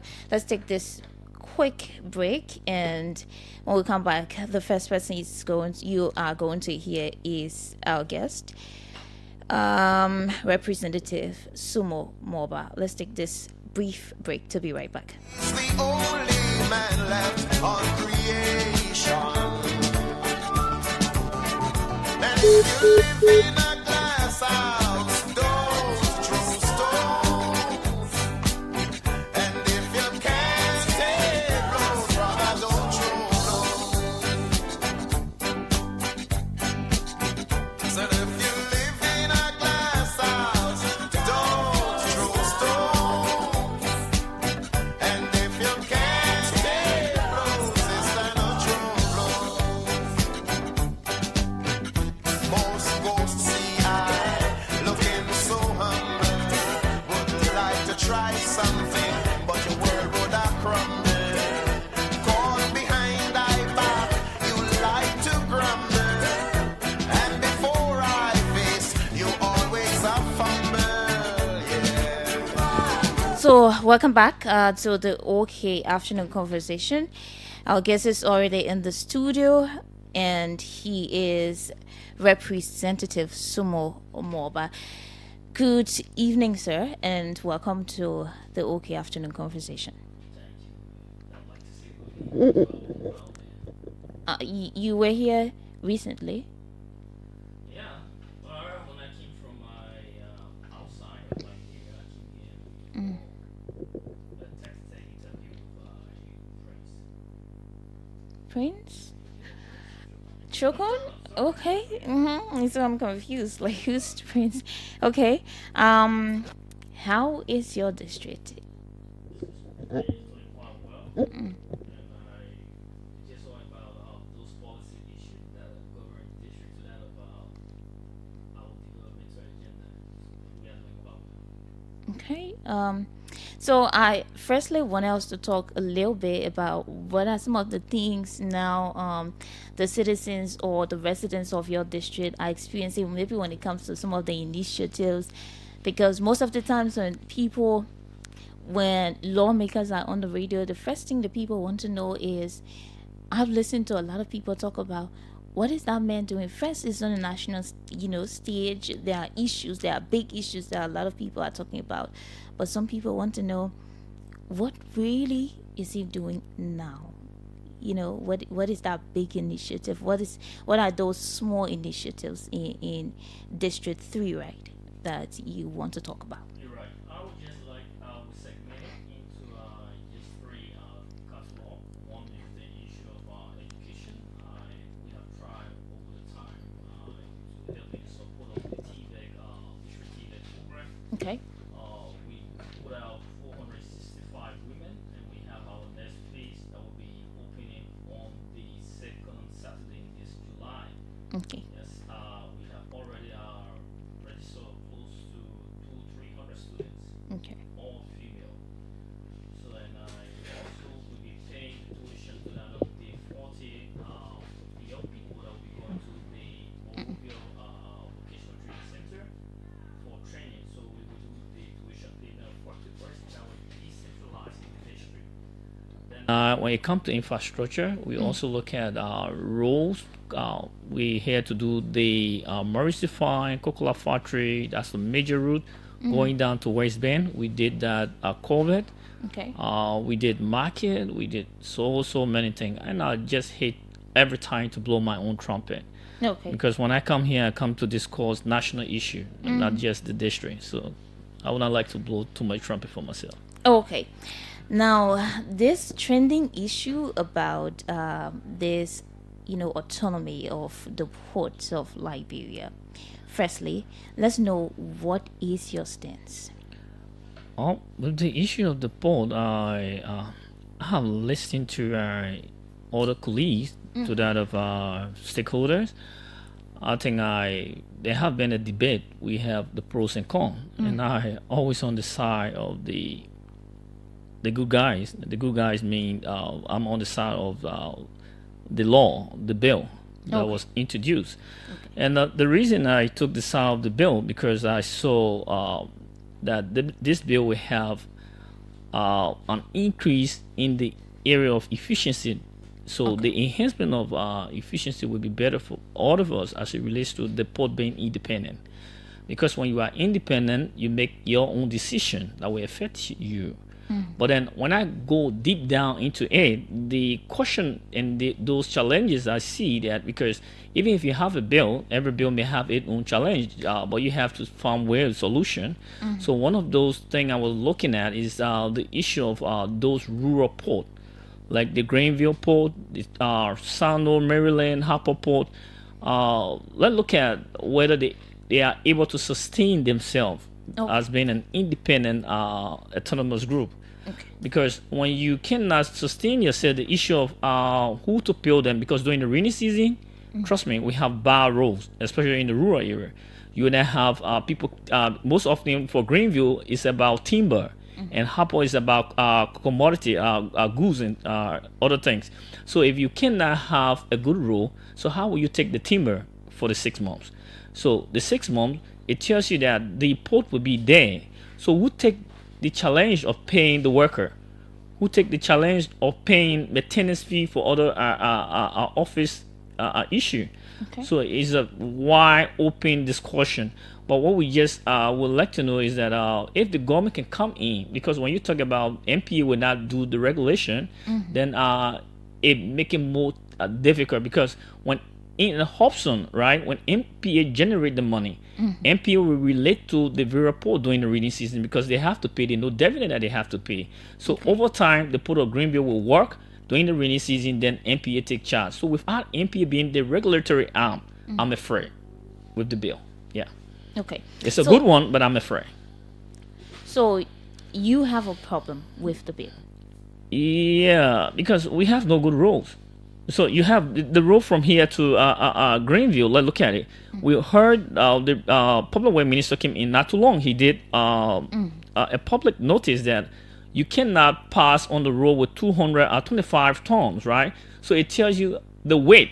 So look at timber. Timber is very heavy. So it tells you the road is not a good road. So if we cannot carry the timber, so why should we give credence to an autonomous bill where Greenville will have to take care of themselves? I'm saying no. I see it different. I see like because the road to Grand Bassa is good. So it's a political bill. People try to use that mean to generate something for their county. If we all do that, then Maserati will say, look, we just sustain what we have here. And Nima County will also do the same. So not to create that room where Nima County one day will come up like a Grand Bassa to say autonomous, because who did the bill? Conflict of interest. It came from Grand Bassa County, the senator. Yeah.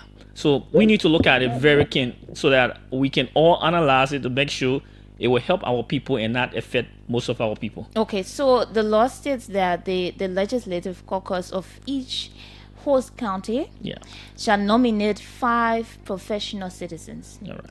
And the president shall appoint any 2 from amongst the 5 nominees.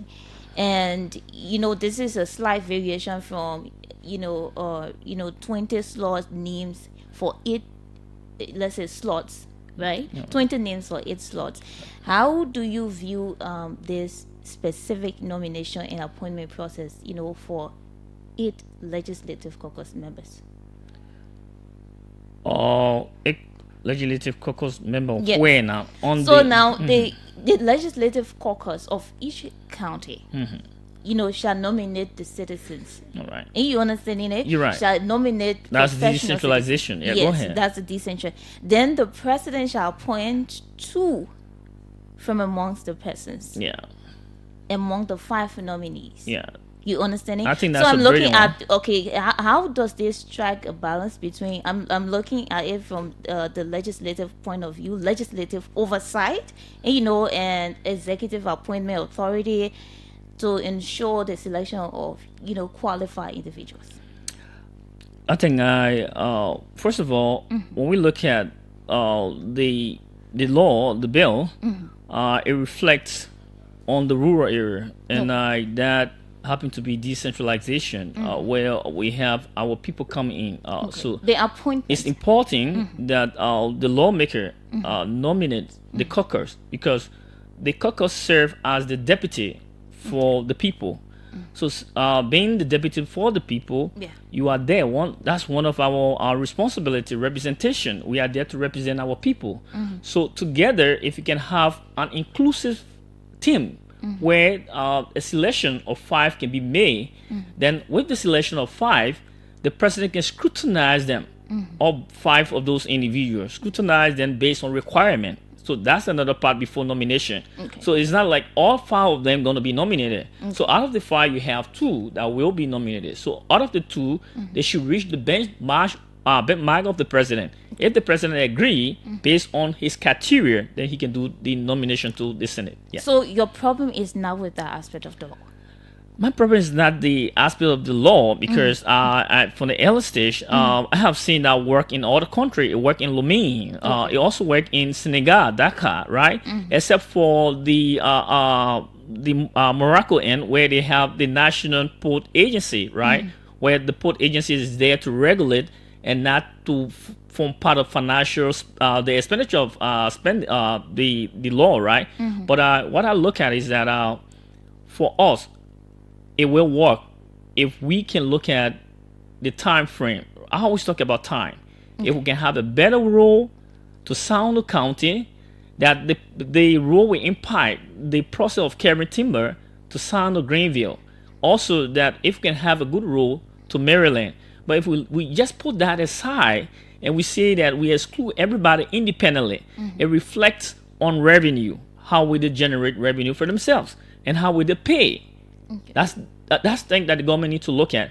So if the people of Asano County, Greenville, the port, cannot get revenue to pay their workers, right? Then it make it more difficult. So who pay them? That's the issue there.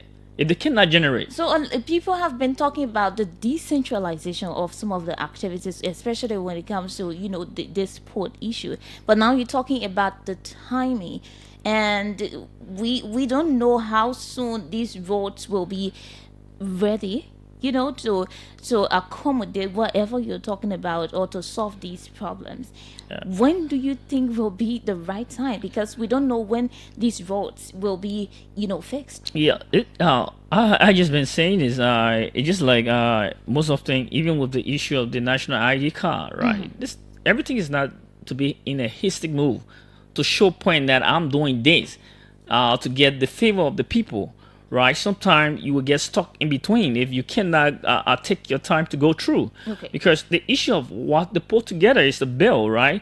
And when we pass the bill, it takes effects, right? Then definitely the people of Greenland will stand on their own. The port will stand on their own, right? Okay. Then the support from our national government of the central port, there will be no support, because if you cannot reach the threshold, I'm looking at the threshold. If you cannot reach the threshold, then it makes it more difficult. So I think we need to hold that for a minute and make sure that maybe this could lead to maybe speed the work done on the roads. Look, there will be no speed work done. You are talking about heavy materials here, like timber, right? So if you cannot take the timber during the rainy season to Greenville, then definitely you will not get money. Okay. I'm not talking about the issue of goods, even the issue of goods through the port, right? It still make it difficult when there is no good rule. So I'm only urging the government. The bill is a good one, but the issue of the threshold, will the people of Greenville be able to get the threshold right? I see it difficult, because they will only open during the dry season. Will the people of Maryland be able to reach the target? No, it will be much difficult. For Grand Bassa, yes, they will be able to reach the target because they have good roads, right? And they have a nature of where they receive iron ore and other things. So it's just like, I make more money, but I cannot go along with you because what you create is later, and it cannot help towards the threshold. So what I do is to put an end to what you generate, so that what I generate should remain for me, and I give it to government, and what I can have a percentage, the people of Bassa have percent. And I'm saying no to that. We are all Liberians. We need to take time together. We can grow the port of Greenville if we all can work together, fix the road. We can work together, fix the road to Maryland. Then we can come with the bill and make sure we pass the bill. Because the good part of the bill is this: it tries to create security. For financial, for spending, yes. Right? Government spending. Because the thing is that if I control a port, right, and I'm in line, there's a central regulatory arm. If I control a port, whatsoever that we generate from there, if I'm sending it to the top, there may be discrimination in between. So for government to avoid that and receive more revenue, but then when government receiving more revenue, government will be affecting the citizen in Greenville and Maryland. So we need to take our time, and our approach to that should be very, very kind and not in a hasty move. So when do you think will be the right time for this? This is what I'm saying, because the right time would be to double up and have a good role in Sano, from Nima County to Sano, from Sano to Maryland. If we have good roads where we can fly our trucks, right, without being disturbed by the floor, by the mud, without our truck being parked for days, then yes, we will be helping the process for the bill. But with now, to say we just have that bill, let me tell you, only the people of Buchanan will benefit to that of Moserado. The remaining county where we have ports, it will be there, they will be shut down for some time, and they will not reach the threshold. So we are urging government to really look at that bill, right, where everybody will benefit, because we are all Liberians. Okay, so let's talk. We will ask you questions as we go forward. Let's talk about this issue with the national ID card. It was a big issue some weeks back, and a lot of citizens complained. And I heard people. Are you one of those who believe that the government was not ready, or was not prepared, or did not think before starting this whole process of registration? I would say that when government come over, the president first of all appoint people. After appointment, then the Senate confirm. So most often when we get in position, especially public position, we try to do what we can to please the president. Okay. And I saw the president came out with a praiser, telling people thank you for job well done. And everybody want to show the president that they are working. And sometimes through the appointment process, we send people to area that they are not specializing. So when you send them to area that they are not specializing, then you create a loophole. So when I listened to the director of the National Identification Agency, he spoke during section, and I listened. I threw one or two questions that he could not answer. Okay. So it gave me the reflection that he's not a database manager and he's not a programmer. So what did you do after? So the thing here is that when you are not in control of the subject matter, if you have a technician, then you remain mute and allow your technician to replace you to discuss the issue. So what I gathered from there is this: he did work very well with the talking aspect, with all of those jargon, but he lacked the idea when it comes to database management, especially the national database management. Because if you create a database, it should be in line, it should be linked with all other business entities, the bank, right, and other institutions, so that every time when something occurs fraudulent, you can be identified from anywhere. But he did a database system where I went there once. I had took an ID card, national ID card. When the ID card tore up, the plastic left from it, and I went to renew. When I went to renew, they asked me, say, here's the form. You have to fill in the form. So there is no database in the world that you continue filling form. So it tells you that the database they use is either a spreadsheet, Excel, or Access. When you use a spreadsheet, what happens is that the more data come in, it try to lost all the data. So you have misplaced of data. So normally people always ask you every year. So the issue here is that if he were using my server, which is SQL, the query language, right, then it could host our entire population or even 1 million people. So I believe that he's not using Oracle, neither MySpace or the professional grade my SQL Server. He's not using that. So what he used was either Access. And this is what happened. When you get your data, the first thing is that your data should match, go along, should link with your QR code. And the national ID card, when you look at the national ID card, when you list the national ID card or you scan with your machine, right, you will verify that the code, even your phone, you will notice that the code will not take you anywhere.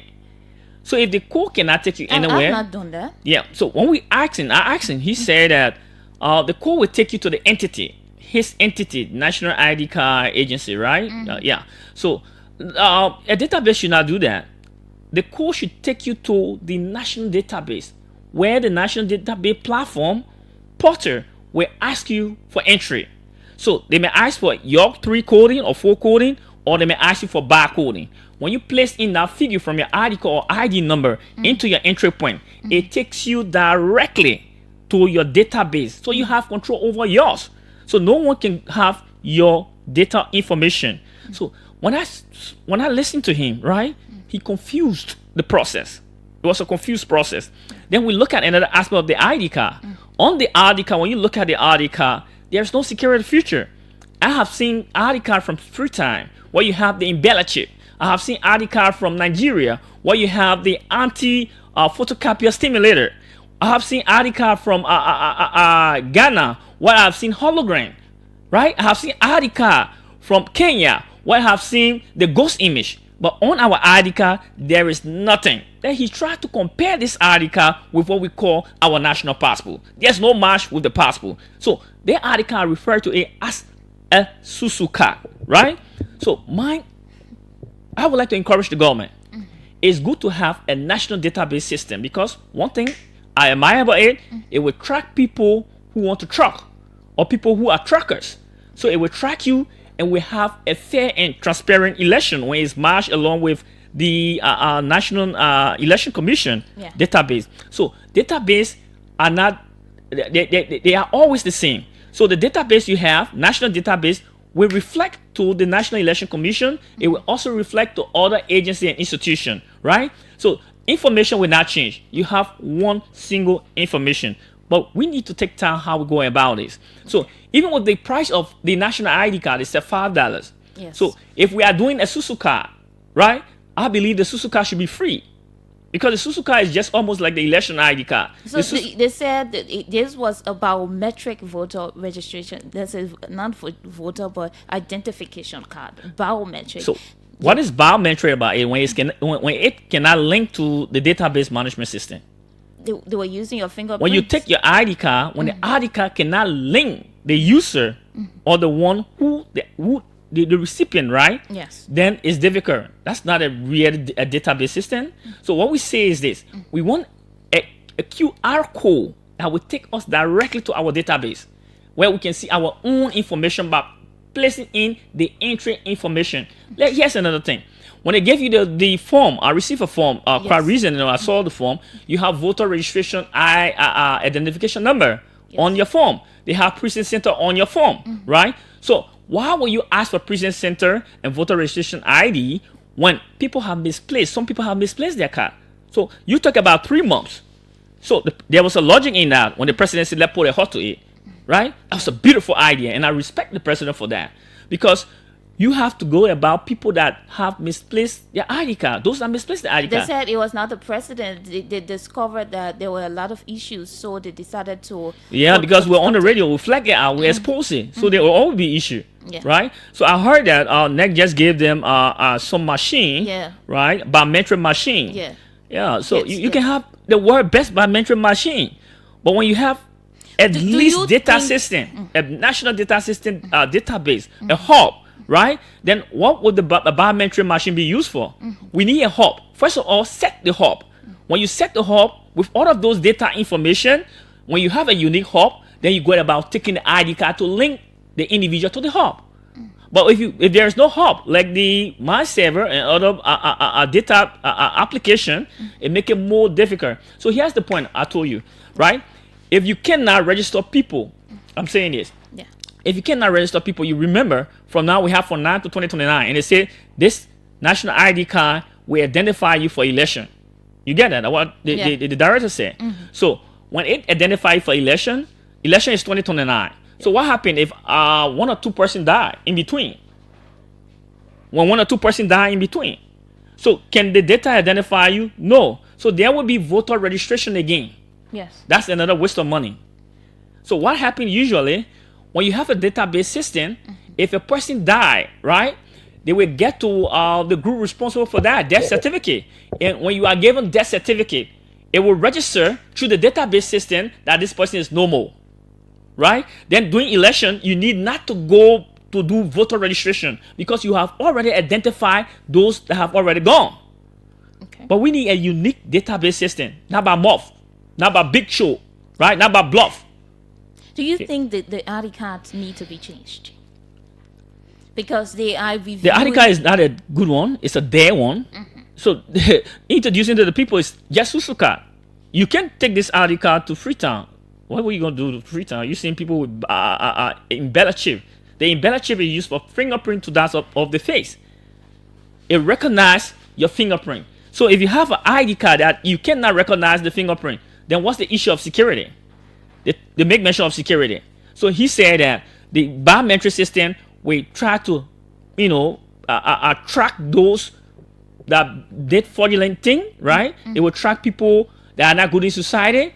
It will help the police. How will it help the police when there is no embellished chip to identify the individual, right? If somebody killed and mistakenly you get a fingerprint.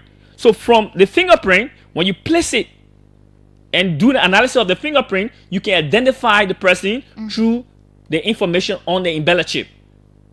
That's what the biometric ID card is for, right? But if you exclude it and say you are doing assistance just to make money from the Liberian people, to generate revenue, I think it's not in the interest of the Liberian people. We have to be very serious here. And we will not sit there as a lawmaker and allow this to happen when we have programming knowledge. So we have to inform the president.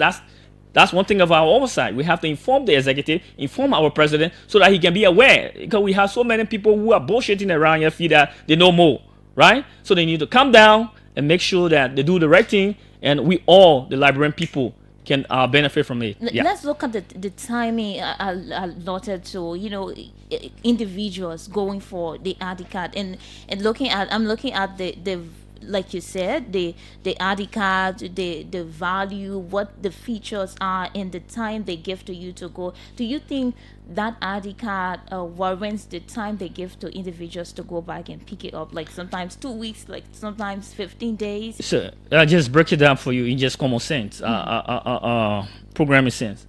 If you get to the bank, if you get to end of the bank, and you go in to do your Visa card, and you have roughly about 100 customer, will all 100 customer receive their Visa card the identical day? No.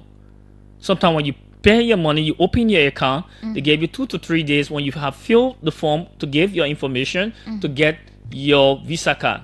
The Visa card is a biometric ID, PVC card. On the Visa card, you see what we call the embedded chip on your Visa card. When you look at the Visa card, there is a small chip like this, the cell phone, the SIM card on the card. That's what we call the embedded biometric recognition a chip. So it tells you your fingerprint. It also identify your face from that. Then on the card, we also have what we call the ghost image.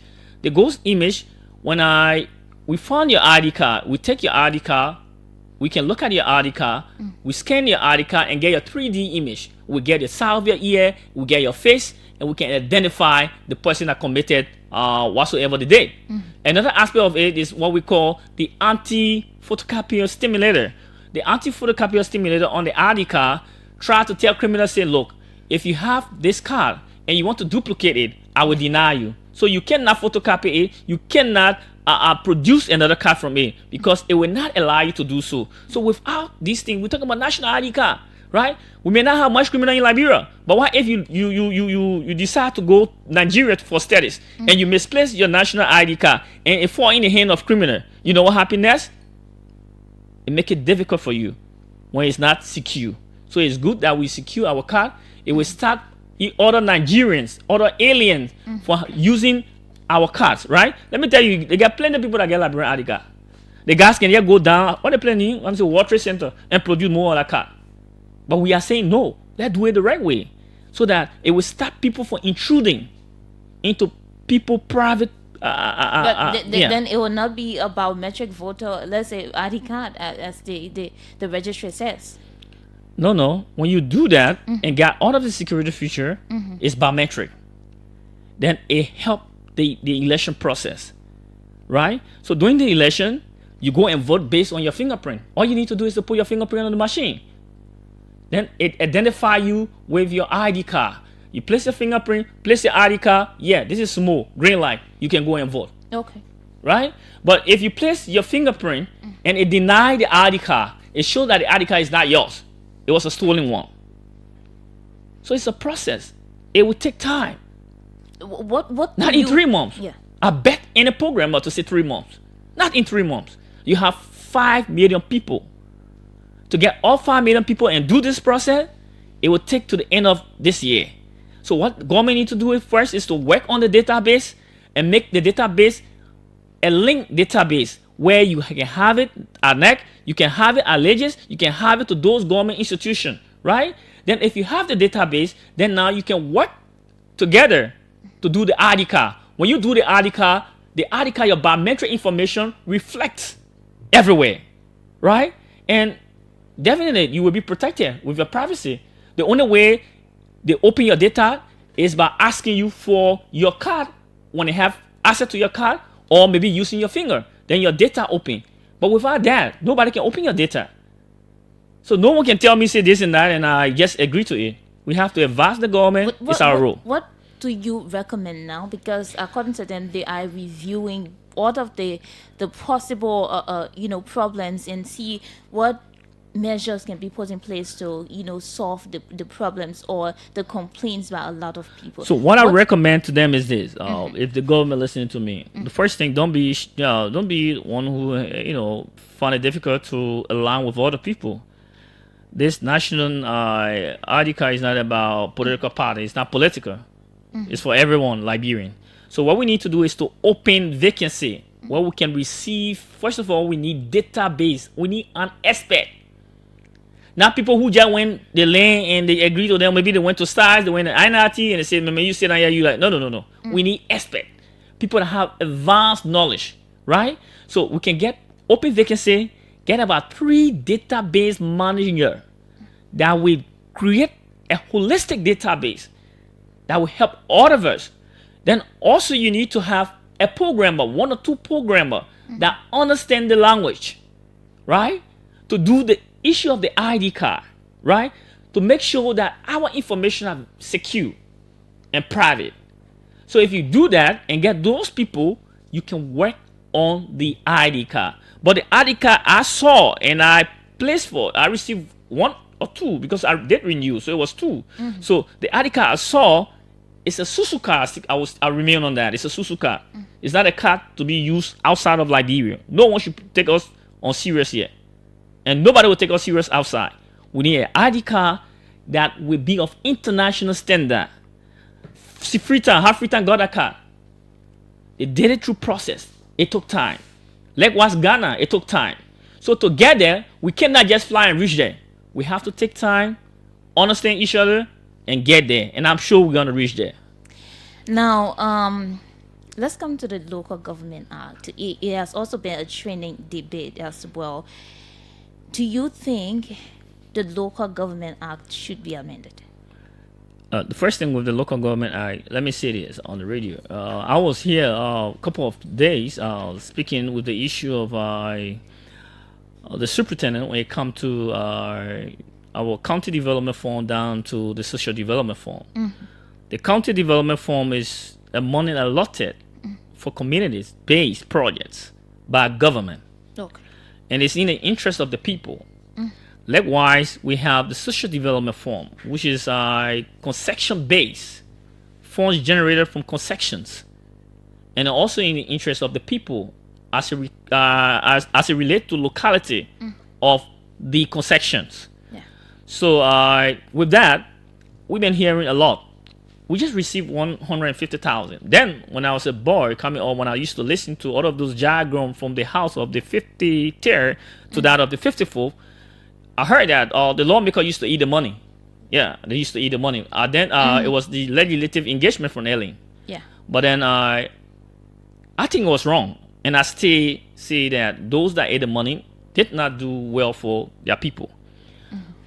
The act itself is good, but there are parts within the act when we come to oversight. In the past, they say lawmaker ate money, and because of that, the people did not receive those projects. Now, lawmaker is not the one to receive the money. So, lawmakers should have oversight. But in the act of 2018, when you look at the act, from 2.1 down, 2.2 down to 2.167, they discussed the administrative portion of the act from the county council, the superintendent, the district administrative officer. They list all of those jargons through the various sections. But what baffled me is section 2.4, 2.2. Okay. It said that there is a group that is responsible for the regulation, and they use the word promulgate. Promulgate means to import an effect. That's the word used. Okay. So when you say promulgate, it's to ensure that there should be an audience, a rule.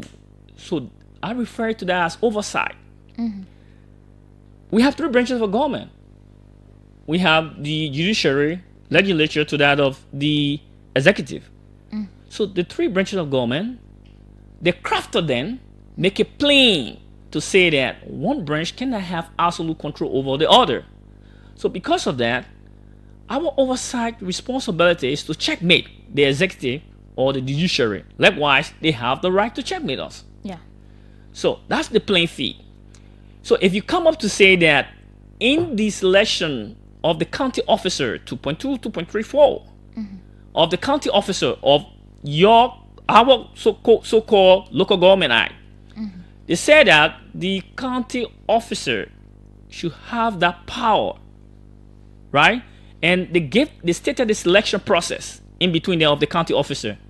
In the selection process, they said that this person should be of this class level in school. This person should be of this status as it relates to moral. So it was so beautiful when I read that. But then what the crafter of the Local Government Act, they foreshot of, was to identify the process of selection when it comes to the county council, those officials of the county council. Okay. So selections have three processes. One is either by nomination, which is appointment. Then it's either by examination or an election. Yeah. But it's not specified. The crafter did not specify that within the Local Government Act. Because if you specify that, then we will be able to discuss the role, the oversight role of the lawmaker. Mind you, the lawmaker is the people's deputy. I'm not saying, and I repeat, I'm not saying lawmakers should have control over the spending aspect of projects. I'm not saying that. I'm not saying lawmakers should have should be the one to spend. I'm not saying that. What I'm saying is this: when you have a project, who identifies those projects is the lawmaker. When the lawmaker identifies the project, the lawmaker should be in line to monitor the stages of the project. But we are not in the loop of that. And let me tell you what happened with the selection process. When the president nominated, because when you say requirement, when you have identified those requirements that make you a county council, when I saw the requirement, it states that there is an appointment, right? Because when you say election, when you talk about local government, it should be of the people. You have 17 districts in Maserado. Let's take Maserado. Yeah. Out of the 17 districts of Maserado, the people in Maserado should come with names.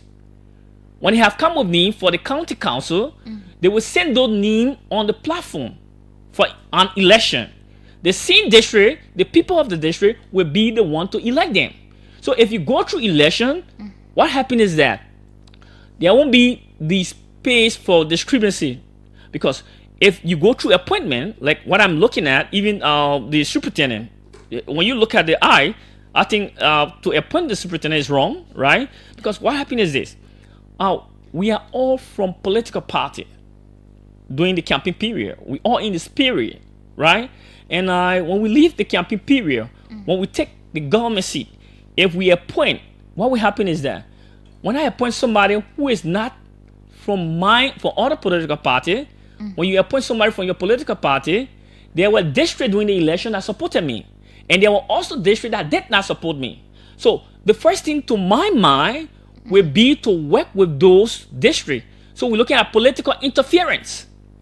The first thing of my mind will be to work with people of those districts that supported me. And I will try to exclude those districts that did not give support. So we affect the Liberian people because of this political sentiment. Okay. So what I'm saying with that, there are so many of it. We have the issue of overlapping jurisdiction.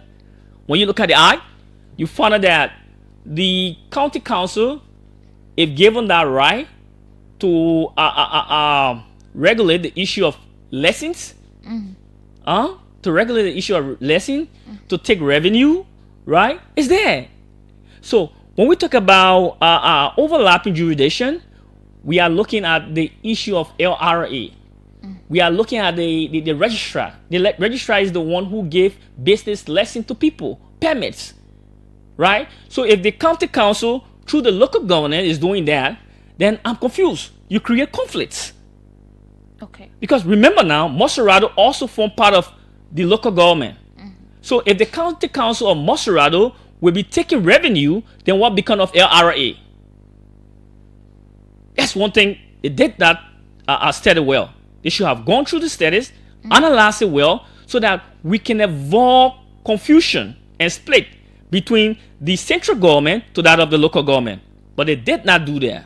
So another aspect of it is the area of the rural and the urban transitions. Okay. So in the rural area and the urban area, you hear about township we heard about decline, we hear about the city, but then to really identify those positions, like for the township, you have commissioner. The role of the commissioner was not really stated, right?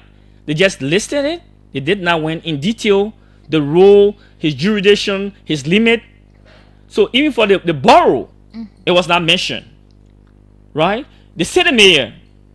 So when we're talking about local government act, it's a holistic thing. Yeah.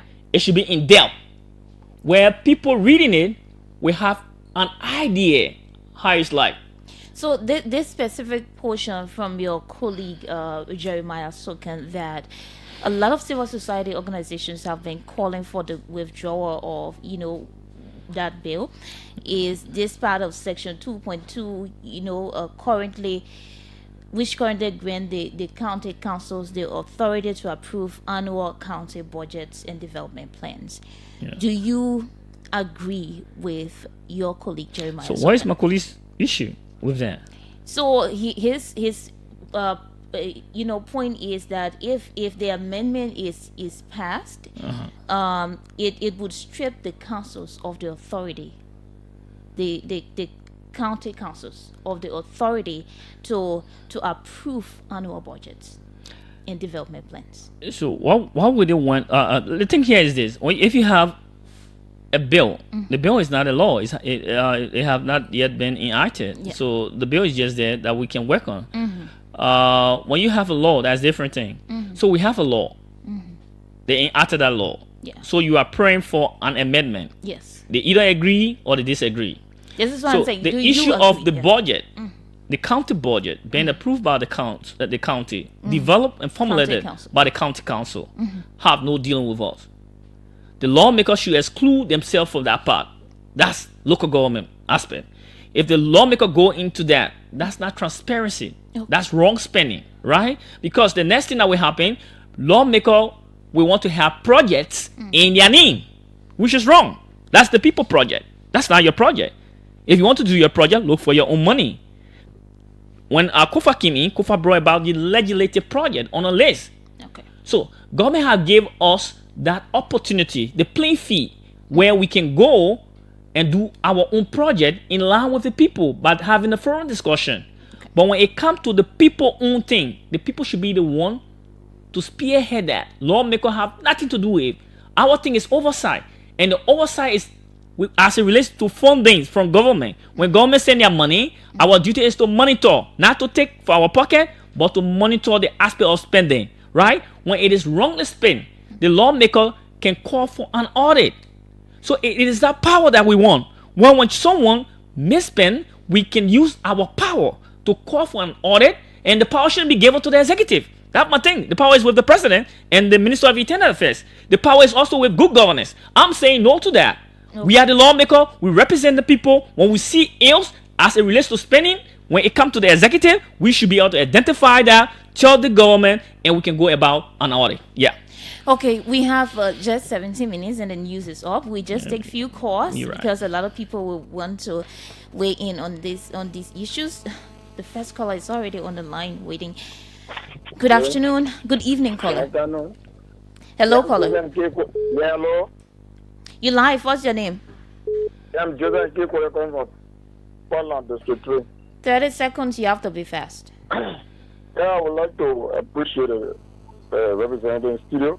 Okay. But sometimes as a representative, always most of them when they go, because they have the power to pass a good law, but they will sit and be crying, whoa, this, that. These will be putting together a pass law that will benefit the citizens of the country. But they will always pass laws, they start crying. So for me, I think that I want to be crying. But for the National Identification Card, I would like to appreciate him for that. Okay. I think we need to get something good in this country. We should not be doing soft penalty in the country. Thank you very much. Thank you so much. Let's take this one. Hello? Hello, you're live. Okay, let's take this. Yeah, hello. Hello, what's your name? My name is Joseph Escott. I'm calling you from Bonafan local community. Go ahead. Yeah.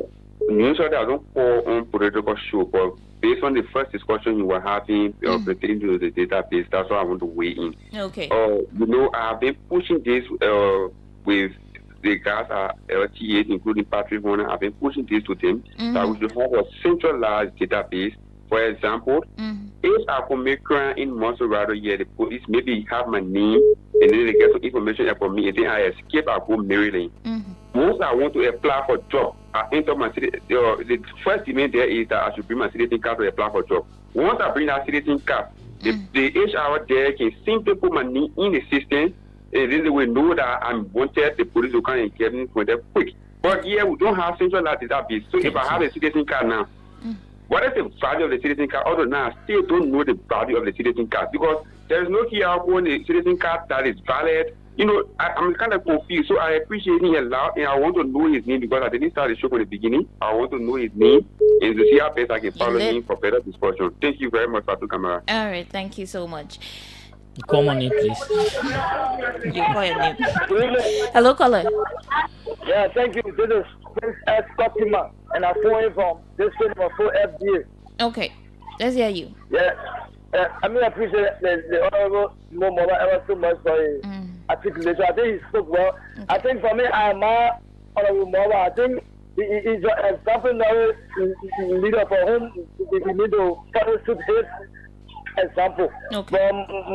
My issue is that I think I said yesterday, I want Honorable to see how best he can collaborate with his colleagues in making sure that the issue of the local government as the bill of over by Honorable.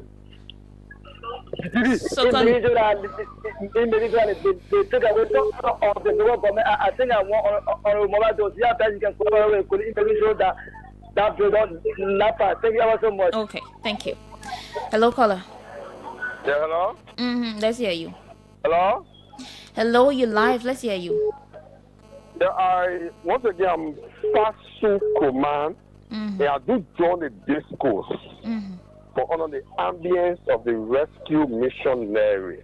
Yeah, first, let me say kudos to the Lord Maker in studio. He's one person who's very articulated. He performs his constitutional duties diligently. Okay. I think what he's doing for in this city is something that will embolden or inspire all the young people that want to get into public service to take on dropping in the public sector. Okay. On the issue of the citizen card, for me, it's a liable venture for people to have citizen card. It's something that's very good that it will help. It will help to curtail the issue of crime and all of that. But I saw that all of features that need to be added to the card, the security feature, the issue of the monitoring aspect, it shouldn't be the body, it shouldn't be on the citizen rate. Like we're already enjoying or hardship. Okay. So we are saying the legislators should try to put something in the budget that will fund the bill of the citizen card. Citizen that they shouldn't pay any money for it. They have to obtain the voting card free of charge. They are also obtain the citizen card on a free of charge basis. So thank you so much, money, but you are a good man. You do work for your people. You know, it's a free of constitutional duty. Thank you so much. Thank you. Okay. You say telling me thank you too. Okay, thank you. Let's hear you. You're live. Maybe I guess Fatu. You're live. What's your name? Okay, thank you for providing the opportunity. This is Colates Akira Esmusa, and I normally join you from the embassy of France here, Maria Chiquis Patrick. But this time around, I'm joining you from Cosmo Hill, Puebla. You'll be introducing yourself and your location on the Thank you so much to Honorable Mobasimo for all his work in doing our district, district number 3. My question to the Honorable Sumo is, as a young person, student of the University of Labrador, I'm asking him, is he in support of the bill that is offered by his colleague, Honorable Wiki Barin, for the increasement of the University of Labrador budget? Is he in support of it or he is against? Okay. Thank you. This is Kulate Sakura Esmusa from Coastal Hill. Okay. Let's hear you. You're live. Can you stay away from your monitor? Good evening. Good evening. Let's hear you. How are you, Abba Malba? I'm fine. My name is Senzo. I'm phoning from Kakata. I am your ardent follower on all of the media outlets that you've been pushing the interest of the Liberian people. My issue here is, I heard you to say that you don't agree with the bill that Wambosho can put on the floor. Will you be able to talk to your colleagues so that you can abandon that bill? Again, are you going to put something on the floor in the interest of the citizen as the public continue to cry for hardship? Are you going to put bill on the floor in the interest of the Liberian people for the identification of the national ID card to be free?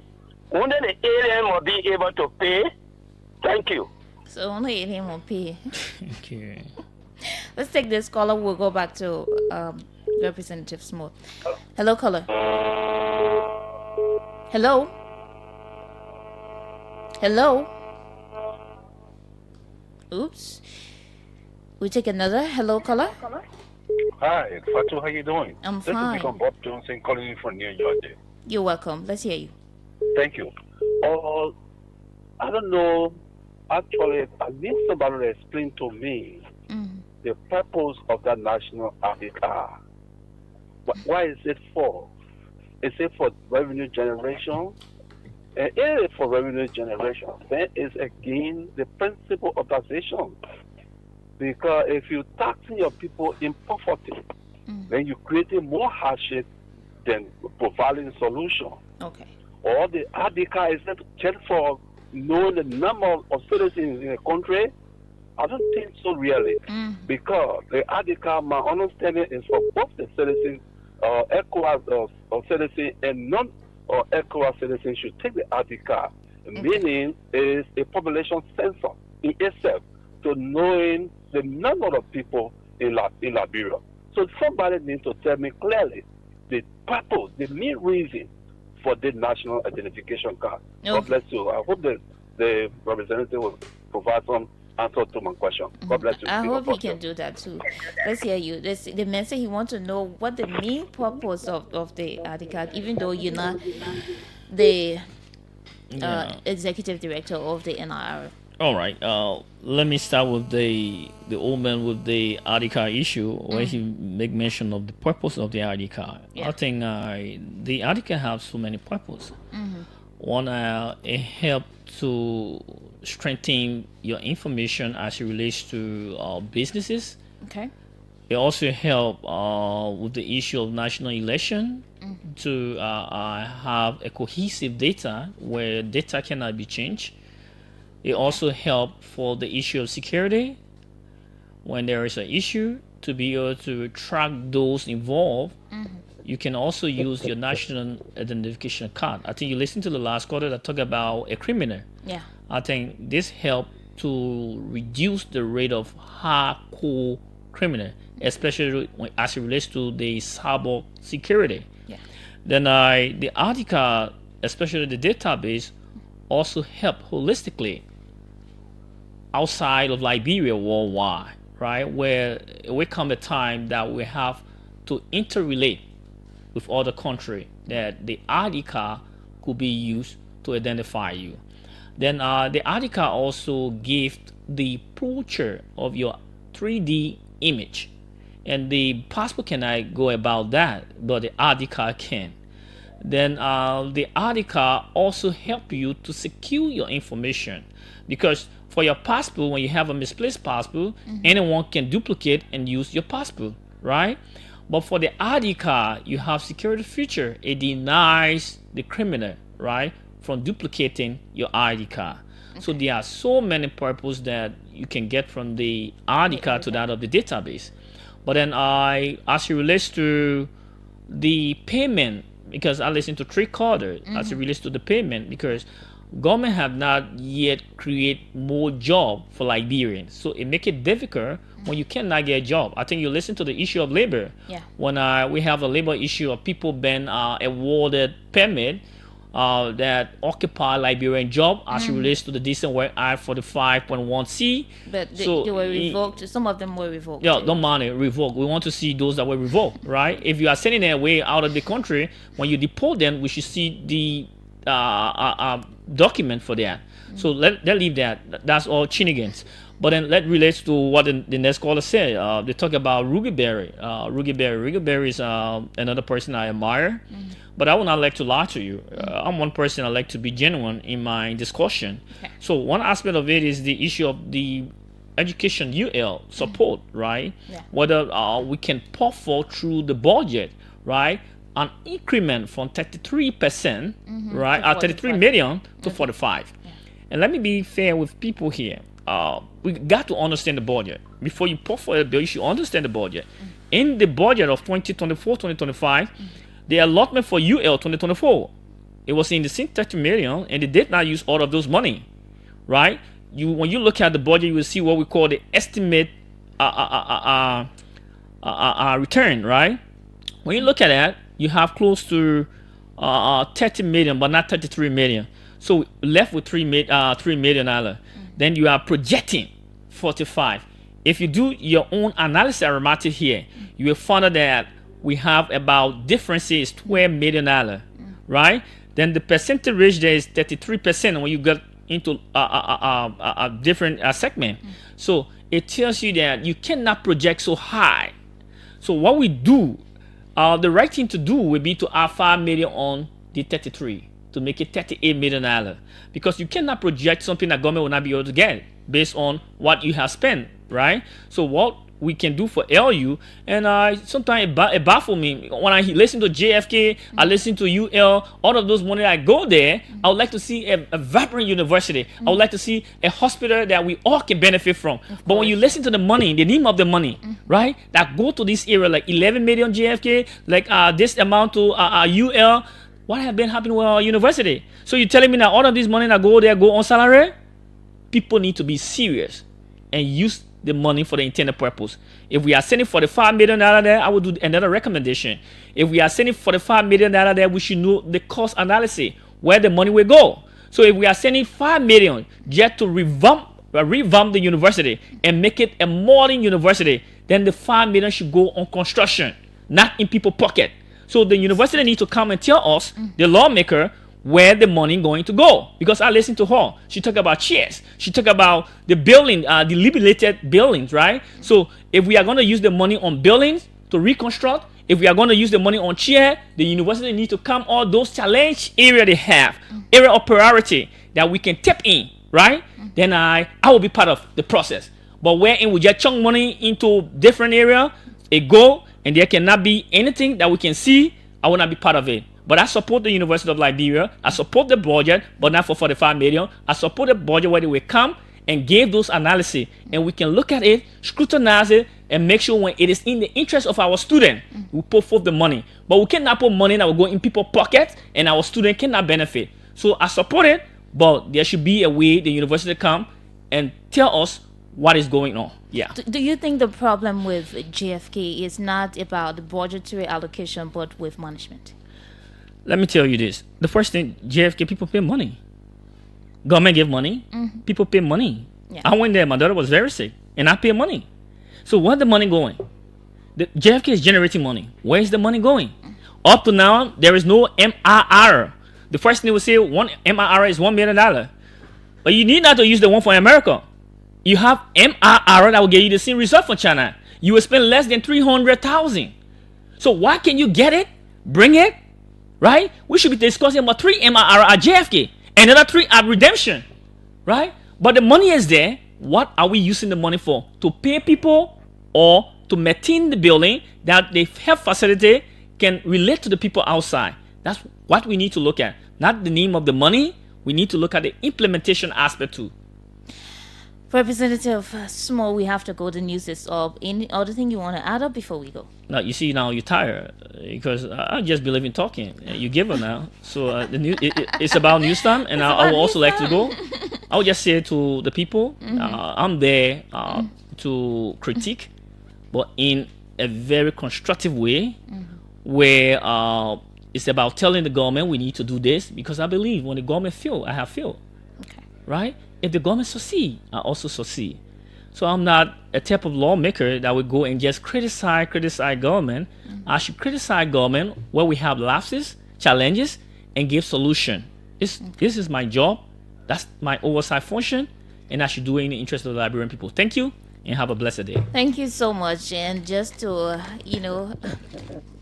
I wanted to issue a disclaimer. I'm not tired talking. The news is up. I'm coming back for the news, so I have to be here. I'm not tired talking. I have to go. The news team is ready, and I'm out of here. I'll talk to you on Monday morning. Thank you for listening. Thanks to all of those who followed through the means of internet.